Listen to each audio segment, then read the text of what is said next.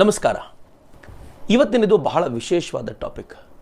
ಕಳೆದ ಅನೇಕ ವರ್ಷಗಳಿಂದ ಪ್ರಾಬಬ್ಲಿ 1966ನಿಂದ ಈ ದೇಶವನ್ನು ಕಾಡ್ತಾ ಇರುವಂಥ ಒಂದು ವಿಚಾರಧಾರೆಯ ಕುರಿತಂತೆ ನಿಮ್ಮ ಗಮನ ಸೆಳೆಯುವಂಥ ಪ್ರಯತ್ನ ಮಾಡ್ತಿದ್ದೀನಿ. ಲಾಲ್ ಬಹದ್ದೂರ್ ಶಾಸ್ತ್ರಿಯವರ ಹತ್ಯೆಯಾಗಿದ್ದು ನಿಜವಾಗಿದ್ದರೆ ಅದಕ್ಕೆ ಕಾರಣರಾರು ಎನ್ನುವಂಥ ವಿಚಾರವನ್ನು ನಿಮ್ಮ ಎದುರಿಗೆ ಬಿಚ್ಚಿಡುವಂಥ ಪ್ರಯತ್ನ ಮಾಡ್ತೀನಿ. ಮಿತ್ರ, ಹತ್ಯೆ ಆಯ್ತಾ, ಹತ್ಯೆ ಮಾಡಿದ್ಯಾರು, ಇವೆಲ್ಲವನ್ನು ನಾನಂತೂ ಹೇಳಲಿಕ್ಕೆ ಹೋಗೋನಲ್ಲ. ಆದರೆ ಇರುವಂಥ ಎಲ್ಲ ಸಂಗತಿಗಳನ್ನು ನಿಮ್ಮ ಮುಂದೆ ಹರಡ್ಬಿಡ್ತೀನಿ. ಎಲ್ಲ ಡಾಟ್ಗಳನ್ನು ಕನೆಕ್ಟ್ ಮಾಡಿ ಕೊಲೆಗಡಕರು ಯಾರಿರ್ಬೋದು ಅಂತ ಊಹೆ ಮಾಡಬೇಕಾಗಿರೋದಷ್ಟೇ ನನ್ನ ಮತ್ತು ನಿಮ್ಮ ಕೆಲಸ. ಇವತ್ತಿನ ಒಟ್ಟಾರೆ ವಿಚಾರವನ್ನು 4 ಪ್ರಮುಖ ಚಿಂತನೆಗಳಲ್ಲಿ ಪ್ರಸ್ತುತಪಡಿಸ್ತೀನಿ. ಮೊದಲನೇದು, ತಾಷ್ಕೆಂಟ್ಗೆ ಶಾಸ್ತ್ರಿಯವರು ಹೋಗಿದ್ದಾದರೂ ಯಾಕೆ. ಎರಡನೇದು, ಸಹಜ ಸಾವು ಅಂತ ಗುರುತಿಸಿದ್ದು ಕಾನ್ಸ್ಪಿರಸಿ ಅಂತ ಬೆಳೆದು ಬಂದಂಥ ದಾರಿ ಹೇಗಿತ್ತು. ಇನ್ನು ಮೂರನೇದು, ಈ ಇಡೀ ಸಾವಿನಲ್ಲಿ ಯಾರ್ಯಾರ ಕೈವಾಡ ಇರಬಹುದು. CIAನ, KGBನ, ಭಾರತದಲ್ಲೇ ಇರುವಂಥ ಕೆಲವರ, ಯಾರು ಇದಕ್ಕೆ ಕೈವಾಡ. ಇನ್ನು ನಾಲ್ಕನೇದು, ಒಂದಷ್ಟು ಉಳಿದು ಹೋಗಿರುವಂಥ ಪ್ರಶ್ನೆಗಳನ್ನು ನಿಮ್ಮ ಮುಂದೆ ಇಡಬೇಕು. ಈ 4 ಹಂತಗಳಲ್ಲಿ ಇವತ್ತಿನ ವಿಚಾರಧಾರೆಯನ್ನು ಮುಂದಿಡುವಂಥ ಪ್ರಯತ್ನ ಮಾಡ್ತೀನಿ. ಮೊದಲನೇದು, ಜವಾಹರ್ಲಾಲ್ ನೆಹರು ನಂತರ ಶಾಸ್ತ್ರೀಜಿ ಅಧಿಕಾರಕ್ಕೆ ಬಂದಾಗಲೇ ಅನೇಕರಿಗೆ ಅನಿಸಿತ್ತು ಶಾಸ್ತ್ರೀಜಿ ಬಹಳ ಕಾಲ ಅಧಿಕಾರದಲ್ಲಿ ಉಳಿಯೋದು ಕಷ್ಟ ಅಂತ. ಲಾಲ್ ಬಹದ್ದೂರ್ ಶಾಸ್ತ್ರಿ ಸಮರ್ಥವಾಗಿ ನಿರ್ಣಯವನ್ನು ಕೈಗೊಳ್ಳಲಾರರು ಮತ್ತು ಜವಾಹರ್ಲಾಲ್ ನೆಹರು ಯಾವ ಪೋಸ್ಟ್ನಲ್ಲಿದ್ದರೋ, ಯಾವ ಹೊಣೆಗಾರಿಕೆ ನಿರ್ವಹಿಸಿದ್ರೋ, ಯಾವ ಚಾರ್ಮ್ನಿಂದ ಜವಾಹರ್ಲಾಲ್ ನೆಹರು ಜಗತ್ತಿನಾದ್ಯಂತ ತಿರುಗಾಡ್ತಿದ್ರೋ ಅಂಥ ಚಾರ್ಮು ಶಾಸ್ತ್ರೀಜಿಯವರಿಗೆ ಇರಲಿಕ್ಕಿಲ್ಲ ಅಂತ ಇವರೆಲ್ಲರೂ ಭಾವಿಸಿದ್ರು. ಹೀಗಾಗಿ ಕಲರ್ಲೆಸ್ ಆಗಿರುವಂಥ ಶಾಸ್ತ್ರೀಜಿ ಬಹಳ ಕಾಲ ಅಧಿಕಾರದಲ್ಲಿ ಇರಲಾರರು ಅನ್ನೋದಷ್ಟೇ ಇವರ ಭಾವನೆಯಾಗಿತ್ತು. 1965ರಲ್ಲಿ ಭಾರತದ ಮೇಲೆ ಪಾಕಿಸ್ತಾನ ಅಟ್ಯಾಕ್ ಮಾಡಿದಾಗ ಎಲ್ಲರಿಗೂ ನಿಜವಾದ ಲಾಲ್ ಬಹದ್ದೂರ್ ಶಾಸ್ತ್ರಿ ಏನು ಅಂತ ಅರ್ಥ ಆಯಿತು. ಮಿತ್ರರೇ, 1965ರಲ್ಲಿ ಈ ದೇಶದ ಮೇಲೆ ಪಾಕಿಸ್ತಾನ ಏಕಾಏಕಿ ದಾಳಿ ಮಾಡುವಾಗ ಪಾಕಿಸ್ತಾನಕ್ಕೆ ಒಂದಷ್ಟು ಭಾರತದ ಕುರಿತಂತೆ ಅಪನಂಬಿಕೆಗಳಿದ್ದು, ಭಾರತದ ಲೀಡರ್ ಸಮರ್ಥರಾಗಿಲ್ಲ, ಭಾರತ 1962ರಲ್ಲಿ ಚೀನಾದ ಎದುರಿಗೆ ಸೋತಿರುವುದರಿಂದ ಅದರ ಸೈನ್ಯದ ಮೊರಲ್ ಸತ್ತು ಹೋಗಿದೆ, ಬೇಕಾಗಿರುವಷ್ಟು ಸಾಕಾಗುವಷ್ಟು ಅದರ ಬಳಿ ಶಸ್ತ್ರಾಸ್ತ್ರಗಳಿಲ್ಲ, ಹೀಗಾಗಿ ಗೆಲುವು ಸುಲಭ ಅನ್ಕೊಂಡಿತ್ತು. ಆದರೆ ಅದೆಲ್ಲ ಸುಳ್ಳಾಗಿ ಪ್ರೂವ್ ಆಯಿತು. ನನ್ನ ಬಳಿ ಒಂದು ಪುಸ್ತಕ ಇದೆ, ಒಂದು ಅದ್ಭುತವಾದ ಕೃತಿ, ಬಹುಶಃ ಈಗ ಸಿಗೋದು ಕಷ್ಟ ಅನ್ಸುತ್ತೆ. Saga of Lal Bahadur Shastri commemoration volume. ಈ ವಾಲ್ಯೂಮು 1989 ಜನವರಿಗೆ ರಿಲೀಸ್ ಆಯಿತು. ಸ್ವತಃ ಲಲಿತಾ ಶಾಸ್ತ್ರಿಯವರೇ ಇದನ್ನ ಎಡಿಟ್ ಮಾಡಿದ್ದಾರೆ, ಅಥವಾ ಅವರೇ ಇದರ ಟೋಟಲ್ ಕಮಿಟಿಯ ಹೆಡ್ ಆಗಿದ್ರು ಅನ್ನೋದು ಬಹಳ ಸಂತೋಷದ ಸಂಗತಿ. ಇದರಲ್ಲಿ ಧರ್ಮವೀರ್ ಅನ್ನುವಂಥವ್ರೊಬ್ರು ಲಾಲ್ ಬಹದ್ದೂರ್ ಶಾಸ್ತ್ರಿಯೇ ಆಯ್ದುಕೊಂಡು ಕ್ಯಾಬಿನೆಟ್ ಸೆಕ್ರೆಟರಿ ಮಾಡಿಕೊಂಡಂತ IAS ಕ್ಯಾಡರ್ನ ಒಬ್ಬ ಅಧಿಕಾರಿ ಇದರಲ್ಲಿ ತುಂಬಾ ಸುಂದರವಾಗಿ ಬರೀತಾರೆ. It appears that Pakistan's calculations that we were still as ill-equipped and weak as we were in 1962 were based on unreliable information, and to their utter surprise and consternation, they discovered that under the inspiring leadership of the new Prime Minister and Herculean remedial action taken between 1962 and 1965, our defense machinery functioned with surprising efficiency and inflicted a crushing defeat on the Pakistan forces. 62ರಿಂದ 65ರ ಒಳಗೆ ಲಾಲ್ ಬಹದ್ದೂರ್ ಶಾಸ್ತ್ರಿಯವರು ಎಂಥ ಹರ್ಕ್ಯೂಲಿಯನ್ task, Bhima ಪರಾಕ್ರಮ ಹಾಕಿ ಇಡೀ ಭಾರತೀಯ ಸೇನೆಯನ್ನ develop ಮಾಡುವಂತ ಪ್ರಯತ್ನ ಮಾಡಿದ್ರು ಅಂತಂದ್ರೆ 1965ರಲ್ಲಿ ಪಾಕಿಸ್ತಾನಕ್ಕೆ it was a surprising defeat. ಸಿಯಾಲ್ಕೋಟ್ನಿಂದ ಭಾರತದೊಳಗೆ ನುಗ್ಗಿ ಜಮ್ಮು ಕಾಶ್ಮೀರವನ್ನು ಭಾರತದಿಂದ ಪ್ರತ್ಯೇಕಿಸಬೇಕು ಅಂತ ಆ ಕಡೆಯಿಂದ ಅವರು ಒಳಗೆ ನುಗ್ಗುವಾಗ ಸ್ವಲ್ಪ ನಾವು ಹಿನ್ನಡೆಯನ್ನು ಅನುಭವಿಸಿದಂಥ ಜಾಗ ಅದು. ತಕ್ಷಣವೇ ಲಾಲ್ ಬಹದ್ದೂರ್ ಶಾಸ್ತ್ರಿ ಕ್ಯಾಬಿನೆಟ್ ಮೀಟಿಂಗ್ ಅನ್ನು ಕರೆದು ಒಂದು ನಿರ್ಣಯ ತಗೊಂಡು, ನಿರ್ಣಯ ಏನಿತ್ತು ಗೊತ್ತೇನು, ಆ ಕಡೆ ಸಿಯಾಲ್ಕೋಟ್ನಿಂದ ಅವ್ರು ಬರಬೇಕಾದ್ರೆ ನಾವೊಂದು ಸರ್ಪ್ರೈಸ್ ಅಟ್ಯಾಕ್ ಅನ್ನ ಲಾಹೋರ್ ದಿಕ್ಕಲ್ಲಿ ಮಾಡಬೇಕು ಮತ್ತು ಲೈನ್ ಆಫ್ ಕಂಟ್ರೋಲ್ ಏನು ಬಾರ್ಡರ್ನೇ ಕ್ರಾಸ್ ಮಾಡಬೇಕಾದ ಅಗತ್ಯ ಇದೆ ಅಂತ ಲಾಲ್ ಬಹದ್ದೂರ್ ಶಾಸ್ತ್ರಿ ಬೋಲ್ಡ್ ಆಗಿ ಹೇಳುವಾಗ ಕ್ಯಾಬಿನೆಟ್ ನಲ್ಲಿರೋರೇ ಧೈರ್ಯ ತೋರಿಸಲಿಲ್ಲ. But Lal Bahadur Shastri never care. ಅವರು ಒಳಗೆ ನುಗ್ಗಿದ್ರು, ಸೈನ್ಯಕ್ಕೆ ಹೇಳಿದ್ರು ಯಾವುದಕ್ಕೂ ತಲೆ ಕೆಡಿಸಿಕೊಳ್ಳಬೇಕಾದ ಅಗತ್ಯ ಇಲ್ಲ, ಜಗತ್ತಿನ ಫ್ರೆಟರ್ನಿಟಿಗೆ ಉತ್ತರ ಕೊಡುವ ಜವಾಬ್ದಾರಿ ನನ್ನದ್ದು, ಹೋರಾಟ ಮಾತ್ರ ನಿಮ್ಮದ್ದು ಅಂತ ಜೈ ಜವಾನ್ ಜೈ ಕಿಸಾನ್ ಅನ್ನೋ ಹೇಳಿಕೆಯ ಮೂಲಕ ಈ ದೇಶದ ಸೈನಿಕರನ್ನು ಹುರಿದುಂಬಿಸಿದ್ರ ಪರವಾಗಿ ಸಿಯಾಲ್ಕೋಟಿಗೂ ನುಗ್ಗಿದ್ವಿ. ಪೀರ್ ಪಂಜಾಲ್ ಅನ್ನುವಂಥ ಅತ್ಯದ್ಭುತವಾದ ಅತಿ ಪ್ರಮುಖವಾದ ಆಯಕಟ್ಟಿನ ಠಾಣ್ಯವನ್ನು ವಶಪಡಿಸಿಕೊಂಡ್ವಿ. ಲಾಹೋರ್ವರೆಗೂ ನುಗ್ಗಿದ್ವಿ. ಆಗ ಕಣ್ಣೀರಿಟ್ಟ ಪಾಕಿಸ್ತಾನ UN ಮುಂದೆ ಕಣ್ಣೀರಿಡ್ತಾ ಗೋಗರ್ದಿದ್ರ ಪರಿಣಾಮವಾಗಿ ನಾವು ಅನಿವಾರ್ಯವಾಗಿ ಸೀಸ್ ಫೈರ್ಗೆ ಒಪ್ಕೊಳ್ಬೇಕಾಗಿ ಬಂತು. ಸೀಸ್ ಫೈರ್ಗೆ ಒಪ್ಕೊಂಡ್ವಿ, ಎರಡು ಕಡೆ ಯುದ್ಧ ನಿಂತ್ಕೊಳ್ತು. ಆದರೆ ಮುಂದೇನು ಎನ್ನುವ ಪ್ರಶ್ನೆ ಇದ್ದಾಗ ನಮ್ಮಿಬ್ಬರ ನಡುವೆ ಸಂಧಾನ ಮಾಡಿಸ್ತೀನಿ ಅಂತ ಮುಂದೆ ಬಂದಿದ್ದು ರಷ್ಯಾ. ಈ ಸಂಧಾನದ ಕಾರಣಕ್ಕೋಸ್ಕರವೇ ರಷ್ಯಾದ ತಾಷ್ಕೆಂಟ್ಗೆ ಈ ದೇಶದ ಪ್ರಧಾನಿ ಹೋಗಿದ್ರು. ಹೋಗ್ಬೇಕಿತ್ತೋ ಬೇಡವೋ ಅನ್ನೋದು ದೊಡ್ಡ ಪ್ರಶ್ನೆ. ನಾನು ಬಹಳ ಹಿಂದೆ ಯೋಧ ನಮನ ಒಂದರ ಕಾರ್ಯಕ್ರಮಕ್ಕೆ ಹೋಗಿದ್ದಾಗ ಒಬ್ಬ ಹಿರಿಯರು, ಅವರು ಇದೇ ಯುದ್ಧದಲ್ಲಿ ಹೋರಾಟ ಮಾಡಿದವರು, ತುಂಬಾ ಕಷ್ಟಪಟ್ಟು ಜೀವದ ಹಂಗನ್ನು ತೊರೆದು ಹೋರಾಟ ಮಾಡಿದಂಥ ವ್ಯಕ್ತಿ, ತಾಷ್ಕೆಂಟ್ಗೆ ಸಂಧಾನಕ್ಕೆ ಈ ದೇಶದ ಪ್ರಧಾನಿ ಹೋಗ್ತಾ ಇದ್ದಾರೆ ಅಂದ ತಕ್ಷಣ ಮನಸ್ಸಿನಲ್ಲಿ ಅನ್ಕೊಂಡ್ರಂತೆ, ಎಂಥ ಕೆಟ್ಟ ಕೆಲಸ ಮಾಡ್ತಿದ್ದಾರೆ ಇವರು, ನಾವು ಕಷ್ಟಪಟ್ಟು ಗೆಲ್ಲೋದು, ಇವರು ನಮ್ಮನ್ನ ಯುದ್ಧದ ನಂತರ ಟೇಬಲ್ ಅಲ್ಲಿ ಸೋಲಿಸ್ತಾರಲ್ಲ ಅಂತ ಬಹಳ ನೊಂದುಕೊಂಡಿದ್ವಿ ಅಂತ ಅನೇಕರು ಹೇಳ್ತಾರೆ. ಆದರೆ ಶಾಂತಿಯ ಸಂಧಾನಕ್ಕೆ ಅಥವಾ ಸಂಧಾನದ ಪ್ರಕ್ರಿಯೆಗೆ ಮುಂದಾಗುವಂತ ಅಗತ್ಯ ಇತ್ತು. ಅದಕ್ಕೆ ರಷ್ಯಾ ಮುಂದೆ ಬಂದಾಗ ಈ ದೇಶದ ಪ್ರಧಾನಿ ತಾಷ್ಕೆಂಟ್ಗೆ ಹೋಗಲೇಬೇಕಾದ ಅನಿವಾರ್ಯತೆ ಬಂತು. ತಾಷ್ಕೆಂಟ್ನ ಸಂಧಾನಕ್ಕೆ ಹೋಗುವಾಗ ಶಾಸ್ತ್ರಿಜಿ ಒಬ್ಬರೇ ಇರಲಿಲ್ಲ. ಇಲ್ಲಿಂದ ಕಾನ್ಸ್ಪಿರಸಿ ಥಿಯರಿ ಶುರುವಾಗುತ್ತೆ. ಅವ್ರ ಜೊತೆಗೆ ಅಲ್ಲಿಯೇ ಸಹಜವಾಗಿ ಅಂಬಾಸಿಡರ್ ಆಗಿದ್ದಂಥ ಟಿ.ಎನ್. ಕೌಲ್ ಇದ್ರು. ಟಿ.ಎನ್. ಕೌಲ್ ಇಡೀ ಈ ಘಟನೆಯೊಳಗೆ ಕೇಂದ್ರ ಬಿಂದುವಾಗಿ ನಿಲ್ತಾರೆ. ಹೀಗಾಗಿ ಬಹಳ ವಿಶೇಷವಾಗಿರುವಂಥ ವ್ಯಕ್ತಿ. Foreign secretary C S. ಜಾ ಇದ್ರು. ಮಿನಿಸ್ಟ್ರಿ ಆಫ್ ಎಕ್ಸ್ಟರ್ನಲ್ ಅಫೇರ್ಸ್ ವಿದೇಶಾಂಗ ಸಚಿವ ಸ್ವರಣ್ ಸಿಂಗ್ ಇದ್ರು. ಮಿನಿಸ್ಟ್ರಿ ಆಫ್ ಡಿಫೆನ್ಸ್ ರಕ್ಷಣಾ ಸಚಿವ ವೈ.ಬಿ. ಚವಾಣ್ ಇದ್ರು. ಮೀಡಿಯಾ ಅಡ್ವೈಸರ್ ಕುಲ್ದೀಪ್ ನಯ್ಯರ್ ಇದ್ರು. ಈ ದೇಶದ ಒಬ್ಬ ಶ್ರೇಷ್ಠ ಪತ್ರಕರ್ತ ಅಂತ ಗುರುತಿಸಲ್ಪಡುವ ಕುಲ್ದೀಪ್ ನಯ್ಯರ್ ಇದ್ರು. Physician doctor R N. ಚುಗ್ ಇದ್ರು. ಇವರ ಹೆಸರು ಉದ್ದಕ್ಕೂ ಬರುತ್ತೆ, ಹೀಗಾಗಿ ಈ ಡಾಕ್ಟರ್ ನಾವು ಬಹುಶಃ ನೆನ್ಪಿಟ್ಕೊಳ್ಬೇಕಾದಂತ ಅಗತ್ಯ ಇದೆ. Security officer R. ಕಪೂರ್ ಇದ್ರು. Private secretary J N. ಸಹಾಯ್ ಇದ್ರು. ಪಿ.ಎ. ಆಗಿ ಪರ್ಸನಲ್ ಅಸಿಸ್ಟೆಂಟ್ ಆಗಿ ಎಂ.ಎಂ.ಎನ್. ಶರ್ಮಾ ಇದ್ರು. ಹಾಗೂ ಪರ್ಸನಲ್ ಅಟೆಂಡೆಂಟ್ ಆಗಿ ರಾಮನಾಥ್ 20 ವರ್ಷಗಳಿಂದ ರಾಮನಾಥ್ ಅವರು ಲಾಲ್ ಬಹದ್ದೂರ್ ಶಾಸ್ತ್ರಿ ಅವರ ಜೊತೆಗೆ ಇದ್ದು ಅವರ ಎಲ್ಲ ಕೆಲಸಗಳಲ್ಲೂ ಭಾಗಿಯಾಗ್ತಿದ್ರು. ಇನ್ಫ್ಯಾಕ್ಟ್ ಅವರ ಊಟ ತಿಂಡಿ ಎಲ್ಲವನ್ನೂ ಅವರೇ ನೋಡ್ಕೊಳ್ತಿದ್ರು. ಹಾಗೆ ವಿಶೇಷವಾಗಿರುವಂತಹ ಮತ್ತೊಬ್ಬ ವ್ಯಕ್ತಿ ಅಂಬಾಸಿಡರ್ ಟಿ.ಎನ್. ಕೌಲ್ಗೆ ಕುಕ್ ಆಗಿದ್ದಂಥ, ಅಡುಗೆ ಭಟ್ಟನಾಗಿದ್ದಂಥ ಮೊಹಮ್ಮದ್ ಜಾನ್ ಕೂಡ ಅವತ್ತು ಅಡುಗೆಗೆ ಅಂತ ಈ ಲಾಲ್ ಬಹದ್ದೂರ್ ಶಾಸ್ತ್ರಿ ಅವರ ಜೊತೆಗೆ ಬಂದಿದ್ರು ಅಂತ. ಮುಂದೇನಾಯಿತು, ಅವತ್ತಿನ ದಿನ ಏನಾಯಿತು ಅನ್ನೋದನ್ನ ನಾನು ಮೊದಲೇ ನಿಮ್ಮ ಮುಂದೆ ಇಟ್ಟುಬಿಡ್ತೀನಿ. ಅದು ಈ ದೇಶದ ಸರ್ಕಾರ ಅದು ಸಂಸತ್ನಲ್ಲಿ ಕೊಟ್ಟಂತ ಹೇಳಿಕೆಯನ್ನ ನಿಮ್ಮ ಮುಂದೆ ಹಾಗಾಗೆ ಇಡ್ತೀನಿ. ಅವತ್ತು ಡಿಕ್ಲರೇಷನ್ಗೆ ಸೈನ್ ಆದ್ಮೇಲೆ, ತಾಷ್ಕೆಂಟ್ ಒಪ್ಪಂದಕ್ಕೆ ಸೈನ್ ಆದಮೇಲೆ, ಪ್ರಾಬಬಲಿ ಇಟ್ ವಾಸ್ ಆನ್ ಜನವರಿ 11, ಅವತ್ತು ರಾತ್ರಿ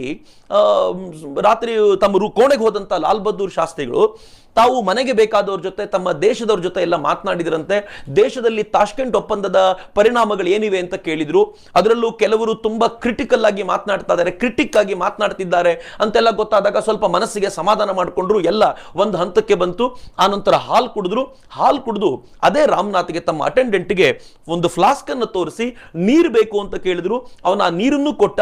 ಅದನ್ನು ಕುಡಿದಂತ ಲಾಲ್ ಬಹದ್ದೂರ್ ಶಾಸ್ತ್ರಿ ಅವರು ತಮ್ಮ ಎಲ್ಲ ಫೈಲ್ ಪೇಪರ್ಗಳನ್ನ ಡ್ರಾಯರ್ ಅಲ್ಲಿಟ್ಟು ನೀನು ಹೋಗಿ ಮಲ್ಕೋ ಅಂತ ಹೇಳಿದ್ರು. ಮಲ್ಕೊಂಡ್ರು. ಇದೆಲ್ಲವೂ ಸರ್ಕಾರ ಹೇಳಿದಂತ ಹೇಳಿಕೆ ನಿಮ್ಮ ಮುಂದೆ ಇಡ್ತಿದ್ದೀನಿ. ಆತ ಹೋಗಿ ಮಲ್ಕೊಂಡ ನಂತರ ರಾತ್ರಿ ಸುಮಾರು 1:20 ವೇಳೆಗೆ ರಷ್ಯನ್ ಟೈಮ್, ಬಹುಶಃ ಭಾರತದಲ್ಲಿ ಆಗ 1 ಗಂಟೆ ಆಗಿತ್ತು ಅಂತ ಅಲ್ಲಿನ ಹೇಳಿಕೆಗಳು ಹೇಳ್ತವೆ. ಆ ಹೊತ್ತಿಗೆ ಸರಿಯಾಗಿ ಲಾಲ್ ಬಹದ್ದೂರ್ ಶಾಸ್ತ್ರಿಯವರು ತಮ್ಮ ಕೋಣೆಯಿಂದ ಹೊರಗೆ ಬಂದ್ರಂತೆ. 4-6 ಹೆಜ್ಜೆ ನಡ್ಕೊಂಡು ಬಂದ್ರೆ ಅವರ ಎದುರುಗಡೆನೆ ಅವರ ಫಿಸಿಷಿಯನ್ ಮಲ್ಕೊಳ್ಳುವಂತ ಜಾಗ ಇತ್ತು. ಎಂ.ಎಂ.ಎನ್. ಶರ್ಮಾ ಅಲ್ಲಿರ್ತಿದ್ರು. If not wrong, private secretary J N. Sahay ಕೂಡ ಅಲ್ಲಿರ್ತಿದ್ರು ಅನ್ಸುತ್ತೆ. ಅವ್ರು ಆಗ್ತಾನೆ ಮಲಗಬೇಕು ಅಂತ ಹೋದಾಗ ತಮ್ಮ ಕೋಣೆಯ ಹೊರಗಡೆ ಒಂದು ಆಕೃತಿ ತಿರುಗಾಡದಂತೆ ಅವರಿಗೆ ಕಾಣ್ತಾ ಇತ್ತು. ತಕ್ಷಣ ಏನು ಅಂತ ನೋಡೋದ್ರ ವೇಳೆಗೆ ನೈಟ್ ವೇರ್ ನಲ್ಲೇ ಇದ್ದಂತ ಲಾಲ್ ಬಹದ್ದೂರ್ ಶಾಸ್ತ್ರಿ ಅವರು ಬಾಗಲನ್ನು ಬಡಿಯೋದು ಕಾಣ್ತು. ಬಾಗಲ್ ತೆಗೆದ್ರೆ ಲಾಲ್ ಬಹದ್ದೂರ್ ಶಾಸ್ತ್ರಿ ಎದೆ ಹಿಡ್ಕೊಂಡು ಪಕ್ಕದಲ್ಲೇ ಹೋಗಿ ಕುಳಿತಿದ್ದನ್ನು ನೋಡಿದ್ರು. ತಕ್ಷಣ ಲಾಲ್ ಬಹದ್ದೂರ್ ಶಾಸ್ತ್ರಿ ಅವರಿಗೆ ಅವರು ಗೊತ್ತಾಯ್ತು ಏನೋ ಸಮಸ್ಯೆ ಆಗ್ತಿದೆ ಅಂತ ಗೊತ್ತಾದ ನಂತರ ಅವರಿಗೆ ಇಂಜೆಕ್ಷನ್ ಕೊಡಲಾಯಿತು. ಇಂಜೆಕ್ಷನ್ ಕೊಡುವಾಗ ಆರ್.ಎನ್. ಚುಗ್ ಹೇಳಿದ್ರಂತೆ, ಬಾಬೂಜಿ ನೀವು ನಂಗೆ ತುಂಬಾ ಸಮಯ ಕೊಡಲೇ ಇಲ್ಲ ಅಂತ. ಬಹುಶಃ ಅಷ್ಟರೊಳಗೆ ಅವ್ರು ತೀರ್ಕೊಂಡಿದ್ದಿರ್ಬೋದು. ಆದರೆ ಸರ್ಕಾರದ ಅಂಕಿಅಂಶಗಳು ಅಥವಾ ಸರ್ಕಾರದ ಹೇಳಿಕೆ ಹೇಳುವ ಪ್ರಕಾರ ಅದಾದ ನಂತರ ಅವರನ್ನು ನೋಡ್ಕೊಳ್ಳಿಕ್ಕೆ ಇದ್ದಂತ ಒಬ್ಬ ಡಾಕ್ಟರ್ ಬಂದ್ರು. ಆ ಡಾಕ್ಟರ್ ಹೆಸರು ಎವೆಜೇನಿಯಾ ಎರೆಮೊಂಕೋ ಅನ್ನುವಂಥ ರಷ್ಯನ್ ಲೇಡಿ ಡಾಕ್ಟರ್ ಬಂದು ಲಾಲ್ ಬಹದ್ದೂರ್ ಶಾಸ್ತ್ರಿ ಅವರನ್ನ ನೋಡಿದ್ರು. ಉಳಿಸ್ಕೊಳ್ಳೋ ತುಂಬಾ ಪ್ರಯತ್ನ ಮಾಡಲಾಯಿತು. ವಿಶೇಷವಾದ ಎಲ್ಲ ಡಾಕ್ಟರ್ಗಳು ಬಂದರು. ಕೊನೆಗೂ ಸುಮಾರು 3:30 ವೇಳೆಗೆ, ಇನ್ಫ್ಯಾಕ್ಟ್ 1:30 ಅಷ್ಟೊತ್ತಿಗೆ ಅವರು ತೀರ್ಕೊಂಡಾಗಿತ್ತು. 3:30 ವೇಳೆಗೆ ಡಿಕ್ಲೇರ್ ಮಾಡಲಾಯಿತು ಲಾಲ್ ಬಹದ್ದೂರ್ ಶಾಸ್ತ್ರಿ ಅವರು ತೀರ್ಕೊಂಡಿದ್ದಾರೆ ಅಂತ. ಅದಾದ ನಂತರ ಬೇಗ ಅವರ ಶವವನ್ನ ಭಾರತಕ್ಕೆ ತರಬೇಕಾಗಿರುವಂತಹ ಎಲ್ಲ ತಯಾರಿಯನ್ನು ಮಾಡಲಾಯಿತು. ರಷ್ಯನ್ ಫ್ಲೈಟ್ ನಲ್ಲಿ ಭಾರತಕ್ಕೆ ಲಾಲ್ ಬಹದ್ದೂರ್ ಶಾಸ್ತ್ರಿ ಅವರ ದೇಹವನ್ನ ಹೊತ್ಕೊಂಡು ಬರಲಾಯಿತು. ಮಧ್ಯಾಹ್ನ 2:30 ವೇಳೆಗೆ ಅದು ಭಾರತವನ್ನ ತಲುಪಿತು. ಇಷ್ಟು ಸರ್ಕಾರ ಕೊಟ್ಟಂತ ಹೇಳಿಕೆಗಳು. ಹಾಗಿದ್ಮೇಲೆ ಒಟ್ಟಾರೆ ಕಾನ್ಸ್ಪಿರಸಿ ಥಿಯರಿ ಎಲ್ಲಿದೆ, ಇದರ ಒಟ್ಟಾರೆ ಪ್ರಾಬ್ಲಮ್ ಎಲ್ಲಿದೆ, ಅದನ್ನು ಹುಡುಕಿ ತೆಗೆಯುವಂತ ಪ್ರಯತ್ನ ಮಾಡ್ತೀನಿ. ಈ ದೇಶದಲ್ಲಿ ಅಧಿಕಾರದ ಹೊಸ್ತಿಲಲ್ಲಿರುವಂಥ, ಪ್ರಧಾನಿ ಆಗಬಲ್ಲಂತ ಸಮರ್ಥ ಕ್ಯಾಂಡಿಡೇಟ್ ಆಗಿರುವಂಥ ಅಥವಾ ಮುಂದೆ ಆ ಥರದೊಂದು ಸಾಮರ್ಥ್ಯವನ್ನು ತೋರಬಲ್ಲಂಥವರು ಸಾಯೋದು ಬಹಳ ಹೊಸ ಸಂಗತಿಯೇನಲ್ಲ. ಸಂಜಯ್ ಗಾಂಧಿ ತೀರ್ಕೊಂಡ್ರು, ಶ್ಯಾಮ್ ಪ್ರಸಾದ್ ಮುಖರ್ಜಿ ಈ ದೇಶದ ರಾಜಕಾರಣಕ್ಕೆ ಹೊಸ ದಿಕ್ಕನ್ನು ತೋರಿಸಬಹುದಾಗಿದ್ದಂಥ ಒಬ್ಬ ಶ್ರೇಷ್ಠ ರಾಜಕಾರಣಿ ತೀರ್ಕೊಂಡ್ರು. ಮಾಧವರಾವ್ ಸಿಂಧಿಯಾ ಕಾಂಗ್ರೆಸ್ಸಿನ ಒಳಗಡೆ ಇದ್ದವರು, ಅವರು ಫ್ಲೈಟ್ ಆಕ್ಸಿಡೆಂಟಲ್ಲಿ ತೀರ್ಕೊಂಡ್ರು. ರಾಜೇಶ್ ಪೈಲಟ್ ಆಕ್ಸಿಡೆಂಟಲ್ ಹೋದ್ರು.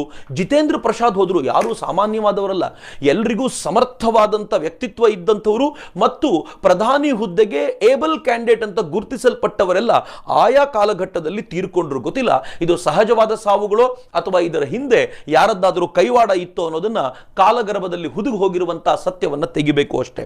ಆದರೆ ಶಾಸ್ತ್ರಿಜಿದ್ ಹಾಗಾಗಬಾರ್ದಾಗಿತ್ತು ಅಂತ ಈಗಲೂ ಕೂಡ ನೆನಪಿಸ್ಕೊಂಡ್ರೆ ಅನ್ಸುತ್ತೆ. 14ನೇ ತಾರೀಕು ಫೆಬ್ರವರಿ ಅವರ ದೇಹ ಭಾರತಕ್ಕೆ ಬಂದಿದ್ದು ಜನವರಿ 11. ಒಂದು ತಿಂಗಳ ನಂತರ 14ನೇ ತಾರೀಕು ಫೆಬ್ರವರಿ ಅಟಲ್ ಬಿಹಾರಿ ವಾಜಪೇಯಿ ಅವರು ರಾಜ್ಯಸಭೆಯಲ್ಲಿ ಜೋರಾಗಿ ಕೂಗಾಡಿದ್ರು. ಇನ್ಫ್ಯಾಕ್ಟ್ ಅಟಲ್ ಬಿಹಾರಿ ವಾಜಪೇಯಿ ಅವರಿಗೆ ಮನಸ್ಸಿನಲ್ಲಿ ಒಂದು ನೋವಿತ್ತು.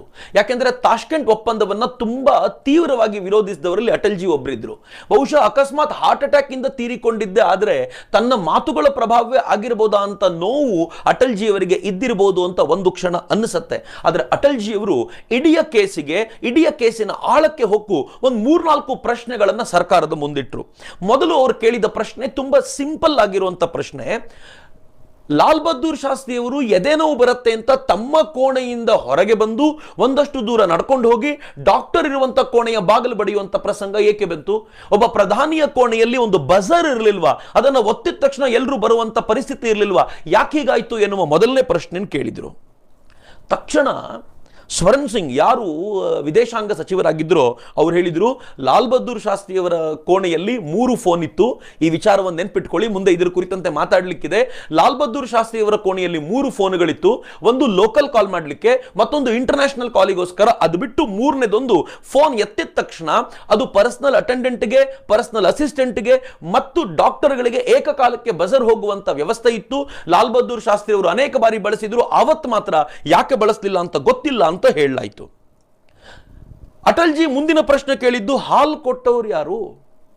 ಎಲ್ಲರಿಗೂ ಈಗ ಡೌಟ್ ಇದ್ದಿದ್ದು ವಿಷಪ್ರಾಶನವಾಗಿದೆ ಅನ್ನೋದಾದ್ರೆ ಹಾಲಿನ ಮೂಲಕವೇ ವಿಷ ಹೋಗಿರಬೇಕು, ಕೊಟ್ಟವರು ಯಾರು ಅಂತ. ಮತ್ತು 3ನೇದು, ಲಾಲ್ ಬಹದ್ದೂರ್ ಶಾಸ್ತ್ರಿ ಅವರಿಗೆ ಹಾರ್ಟ್ ಪ್ರಾಬ್ಲಮ್ ಇದೆ ಅಂತ ಗೊತ್ತಿದ್ದಾಗಲೂ ಅವರಿಗೆ ಆಕ್ಸಿಜನ್ ವ್ಯವಸ್ಥೆ ಯಾಕೆ ಮಾಡಿಟ್ಟಿರಲಿಲ್ಲ? ಆಕ್ಸಿಜನ್ ಇದ್ದಿದ್ರೆ ಬದುಕುವ ಸಾಧ್ಯತೆ 20% ಜಾಸ್ತಿ ಆಗಿರ್ತಿತ್ತಲ್ಲ ಅನ್ನುವ ಪ್ರಶ್ನೆಯನ್ನ ಎಲ್ಲರೂ ಕೇಳಿದ್ರು. ಆದರೆ ಸರ್ಕಾರ ಯಾವುದಕ್ಕೂ ಸಮರ್ಥವಾಗಿ ಉತ್ತರ ಕೊಡುವಂತೆ ಕಾಣಲಿಲ್ಲ. ಇದೇ ಹೊತ್ತಿಗೆ ಸರಿಯಾಗಿ ರಷ್ಯಾದ KGB ಏಜೆಂಟ್ಗಳಿಂದ ಬೆಂಬಲಿತವಾಗಿದ್ದಂಥ ಅವತ್ತಿನ ಫೇಮಸ್ ಟ್ಯಾಬ್ಲಾಯ್ಡ್ ಬ್ಲಿಟ್ಸ್ ಅಂತ ಅದರ ಹೆಸರು, ಆ ಬ್ಲಿಟ್ಸ್ ಅನ್ನೋ ಪತ್ರಿಕೆ ಶಾಸ್ತ್ರಿಜಿಯವರ ಒಂದು ಪತ್ರವನ್ನು ಪ್ರಕಟಿಸಿತು. ಇದು ಶಾಸ್ತ್ರಿಜಿಯವರು ತಾವು ತಾಷ್ಕೆಂಟ್ಗೆ ಹೋಗೋಕ್ಕಿಂತ ಮುಂಚೆ ಪ್ರಾಬಬಲಿ ಜನವರಿಯ ಆರಂಭದಲ್ಲಿ ಬರೆದಂತ ಪತ್ರ ಅಂತ ಅದು ಹೇಳ್ಕೊಳ್ತು. ಆ ಪತ್ರದಲ್ಲಿ ಶಾಸ್ತ್ರಿಜಿ ಹೇಳಿದ್ರು, ನಾನು ಪೀಸ್ ಸಂಧಾನಕ್ಕೋಸ್ಕರ, ಶಾಂತಿಯ ಸಂಧಾನಕ್ಕೋಸ್ಕರ ಹೋಗ್ತಿದ್ದೀನಿ. ಭಾರತ ಮತ್ತು ಪಾಕಿಸ್ತಾನ ಚೆನ್ನಾಗಿರಬೇಕು, ಅದಕ್ಕೋಸ್ಕರ ಒಂದು ಸಂಧಾನ ಮಾಡ್ಕೊಂಡು ಬರ್ತೀನಿ.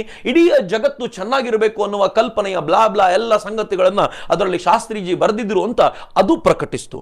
ಇದು ಒಂದು ಹಂತದಲ್ಲಿ ಶಾಸ್ತ್ರಿಜಿಯವರ ವಿಚಾರಧಾರೆಯನ್ನ ಕಾಪಾಡಿಕೊಂಡು ಹೋಗಬೇಕು ಎನ್ನುವಂತ ಭಾವವನ್ನ ಜನಮಾನಸದಲ್ಲಿ ಜಾಗೃತ ಮಾಡಿದ್ರೆ ಅಚ್ಚರಿ ಪಡಬೇಕಾಗಿಲ್ಲ.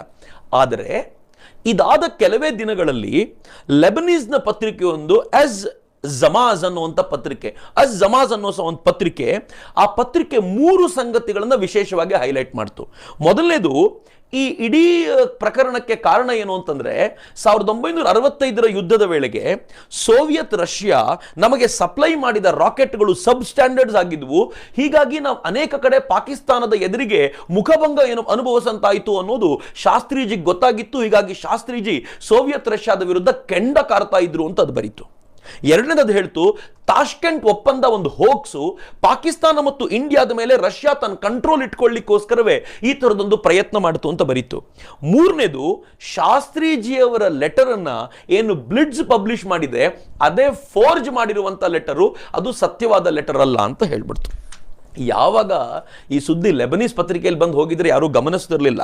ಆದರೆ ಇದೇ ದೇಶದಲ್ಲಿ MP ಆಗಿದ್ದ ಪಿಲು ಮೂಡಿ ಅನ್ನುವಂಥ ಒಬ್ಬ MP ಅವರು ತಮ್ಮ ಪತ್ರಿಕೆಯಲ್ಲಿ ಇದನ್ನ ನೀಟಾಗಿ ಬರೆದು ಆ ಪತ್ರ ಸತ್ಯವೋ ಸುಳ್ಳೋ ಅನ್ನೋದನ್ನ ಎನ್ಕ್ವೈರಿ ಮಾಡಬೇಕು ಅಂತ ಪತ್ರಿಕೆಯಲ್ಲಿ ಕೇಳಿದರು. ಇದು ಭಾರಿ ದೊಡ್ಡ ಗಲಾಟೆ ರೈಸ್ ಮಾಡ್ತು.